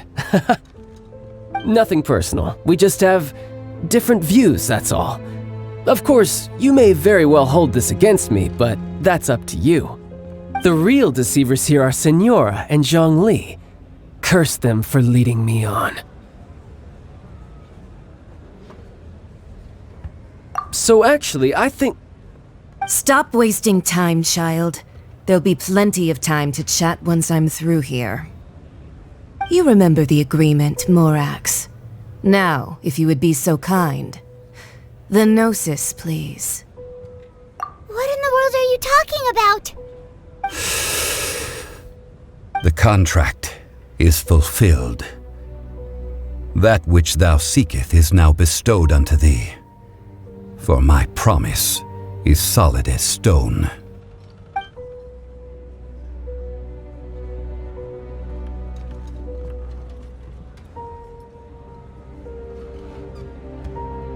How sanctimonious. What? So you're the Lord of Chiao? No, wait!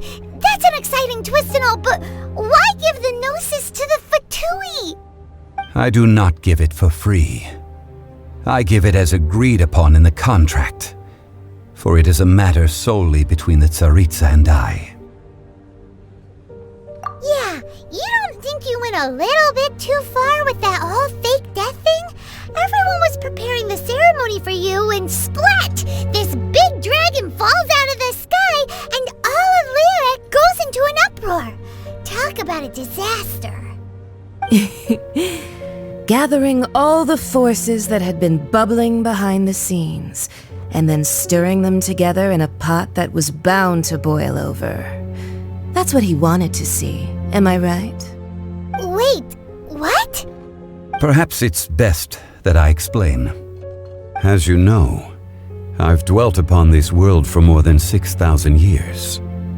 It is now 3,700 years ago that I founded Liyue together with the Adepti. Even boulders that can withstand whirlpools will erode with the passing of time. I kept convincing myself that cracks had not begun to form, and that the end of my time had not yet come, until one drizzly day, as I was strolling along the harbor, I heard a merchant tell one of his workers, "You finished your duties. Go ahead and call it a day." I stood motionless among the crowds, asking myself, have I already finished my duties? Oh, Zhongli. But as I began to consider relinquishing my divine role, I soon discovered that many reasons still remained to not hastily depart. Was Liyue, the city I had dwelt in for so long, already prepared to enter its next age? I decided that a test was needed in order to reveal the answer. So I feigned my own death, and gathered the cast of Child, the Adepti, and the Liyue Qixing to play their roles together on the stage that was Liyue. Indeed I was. The gnosis which I had kept for so many years suddenly seemed to have lost its meaning. That's right, which is why I continued to safeguard the gnosis until now. So you mean that if the chaos ever reached the point of no return, you would simply appear and use your divine powers to bring Liyue back under control? Of course, and it would have been all too easy for him too. Just as a child quickly matures after losing their parents, so has Liyue matured when faced with the death of its deity. In the end, the resolution to all that has transpired was even more satisfactory than I could have hoped for. Take the Adepti, for instance. Owing to their years of seclusion, they were the least informed. Yet when faced with a crisis, they commendably showed the greatest amount of restraint possible.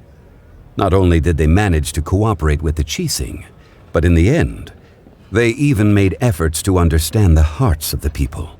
Credit is also due to Signora, the emissary dispatched by the Cryo-Archon to fulfill our contract.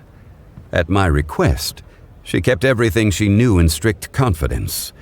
This despite the eavesdropping ears of her colleague, Child. This meant I could remain as Zhongli, even having the chance to fulfill the age-old traditions of Liyue in this mortal form. Thank you for joining me on this journey, traveler. All of these things turned out as I had planned. There is only one thing that I had not anticipated, and that was the conduct of the Liyue Qixing. I had expected them to do no more than the Adepti, to come to the defense of Liyue. But when all was said and done, they seized the opportunity to supplant Liyue's divine protectors, and used the subsequent power vacuum left by my death to quickly gain complete control of Liyue. Huh? That doesn't sound good at all! Ha! On the contrary, I think it is excellent. I had always feared that it was too soon for them to take over from me. And it was also that which I longed for the most. As such, this is the best parting gift anyone could have given this god of old. Hey, what about me? Doesn't anyone feel the least bit of remorse for deceiving me? You've practically kept me in the dark! I think that thanks would be more appropriate. You certainly played no small part in all of this, wreaking havoc and turning the city upside down. The Lord of Geo ought to thank you for your performance, if anything. If you hadn't created the pressure of a battle between mortals, Adepti, and a god, the lump of coal resting in the hands of the Geo-Archon, Liyue would never have been able to become a dazzling diamond of a city. Huh? Just whose side are you on, mocking me like that? Are you itching for a fight? Be that as it may, you've come out of this as the hero of Liyue. I, on the other hand, will be forever prescribed as a disturber of the peace, no? Well then, with the Gnosis in my possession, I have no use for such idle chatter. We should return to Zapoljarny Palace and seek an audience with Her Majesty, the Tsaritsa. Come, child. Fine. I'll meet you there later. I'm not sharing a boat with the likes of you. Do as you wish.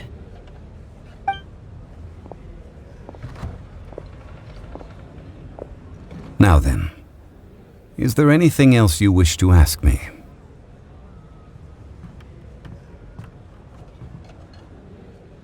Right!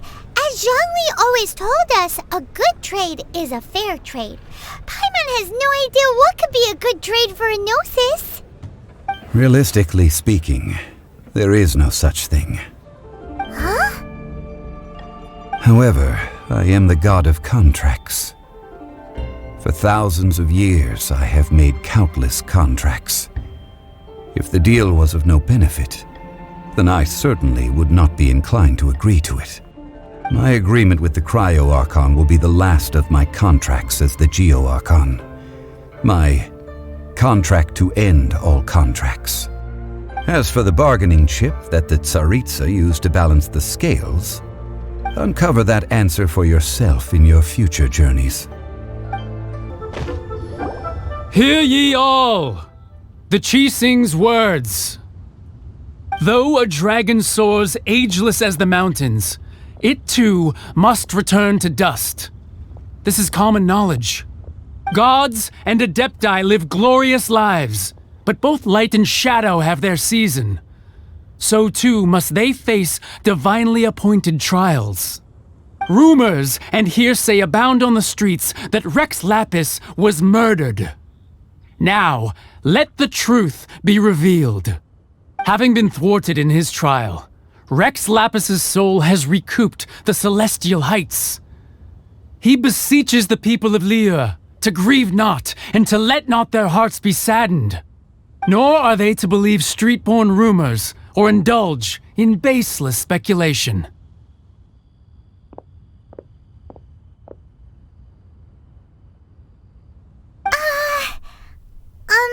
Paimon needs a translation on what the Qixing's announcement said.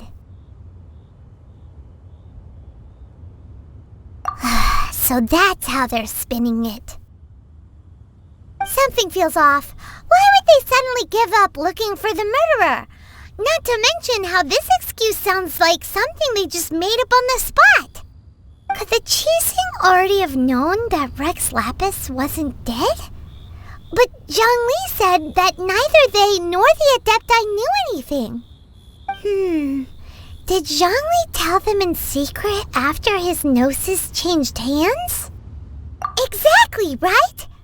Ooh, seems like the rite of parting has been going on for a while now. Let's go have a look.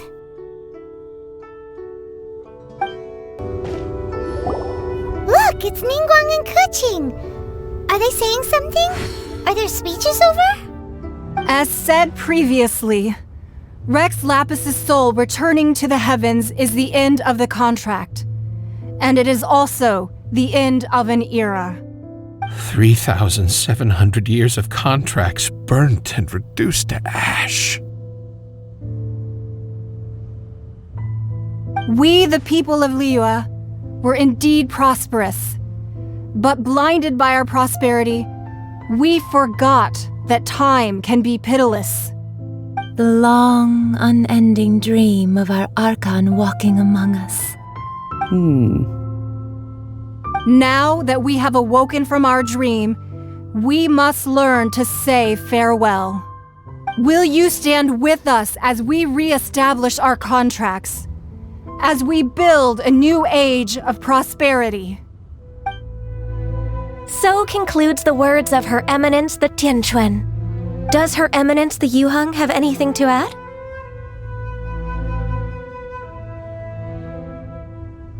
Huh? Is she looking this way? Traveler. Yikes! She really is looking our way! Is that the traveler who they say defeated the ancient god? So young. The Liyue Qixing always repay their debts. And as you have heard, our eyes see far and our reach is long. Name your price. You deserve that much. Whoa!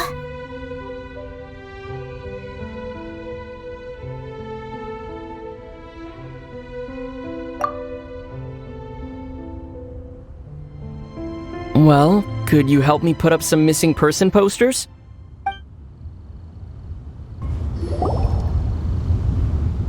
Hey, Zhongli! Look at this! Everyone in Liyue is caught up in their emotions, thinking that they'll never see Rex Lapis again! And here you are looking all relaxed! Why would I not feel more at ease after laying down the burden I have borne for 3,700 years? Right, if the two of you can spare the time, I should treat you to a meal at the Xinyue kiosk. Ha! That sounds like big talk, Zhongli. Paimon might have believed you if you were treating us to some third-round knockout, but you'd have to pay out your nose just to stand inside Xinyue kiosk. Are you sure you can afford it? You're right. I do like the Mora. As the Rex Lapis Morax, I can easily create Mora. But since I have chosen to walk this earth as the mortal Zhongli, I should abide by the same rules that mortals do. When I was journeying with you, though I still had the Gnosis in hand, I knew that I must soon retire from my role as an Archon, so I had to rehearse a little for my new life. Oh, no wonder! Paimon gets it now. You didn't look at the price tags when we were spending because you've never had to.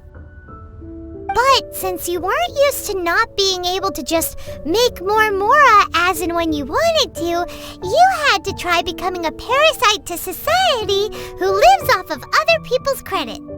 Well, we were only spending Fatui money. You don't have to say it like that. In the City of Commerce, we do not merely exchange money or goods. We also exchange knowledge, memories, and foresight, as well as positions, roles, and lives. The Archon Morax could never experience life as the true mortal Zhongli could, no matter how many times he descended to be with his people. I must thank you for that. I will treasure the memories that I made as Zhongli, traveling the streets of Liyue with you. That is true. But there is no journey that does not end. No meetings without partings. Paimon thinks that we should make a move and continue our search for the Seven. I fear that continuing your journey may be difficult. The nation that neighbors Liyue by sea, Inazuma, is presently closed. Yes, the nation has been closed by order of its deity, the Electro-Archon Ball. And just as the people of Liyue preferred to call me Rex Lapis, she too goes by another name among locals in Inazuma. Paimon thinks we've heard that one before. Raiden? That is the case. And since Raiden is also the Shogun of Inazuma, people call her the Raiden Shogun. That said, though people at the wharf were saying that the situation in Inazuma is very tense, Paimon doesn't remember that always being the case. It wasn't that bad last year. Zhongli, since you're Rex Lapis, shouldn't you know something about what's happening there? Just how did Inazuma become a closed nation? It's because of visions. Visions? When faced with circumstances beyond their control, humans often bemoan their lack of power. But if a person shows true strength of will at a desperate and fateful moment in their life, the gods will look upon them with favor. This is what visions are. Magical foci bestowed upon those who have been acknowledged by the gods. Uh-huh. That's how people in Teyvat see it. But starting from last year, the Raiden Shogun began promulgating the Vision Hunt Decree. Vision Hunt Decree? Yes. It was an order to seize all visions within Inazuma's borders, and to inlay them upon the hands of the statue of the omnipresent god. They want to seize visions. But why? Aren't visions blessings from the gods? I should think that in the Raiden Shogun's eyes, it is precisely because they are divine blessings that they should be under the sole dominion of divinity. Whoa, that's harsh. The Anemo Archon is the god of freedom, and the Geo Archon is the god of contracts. For her part, the Raiden Shogun is the god of eternity. It seems as though she has finally decided to eliminate any unstable elements that could pose a threat to her eternal realm. The fact that even I, the oldest of the seven, have now passed away, will only strengthen her resolve to pursue eternity. Knowing her, she must have again quoted that adage she is most fond of when proclaiming that decree to her people. 7 ideals for 7 gods, and of these, eternity is nearest unto the heavenly principles. All right then. Was there anything else you wish to know? Well then, I suppose you'll have to find a way to get inside this closed nation. Have patience. I suspect that some serendipity must first come into play.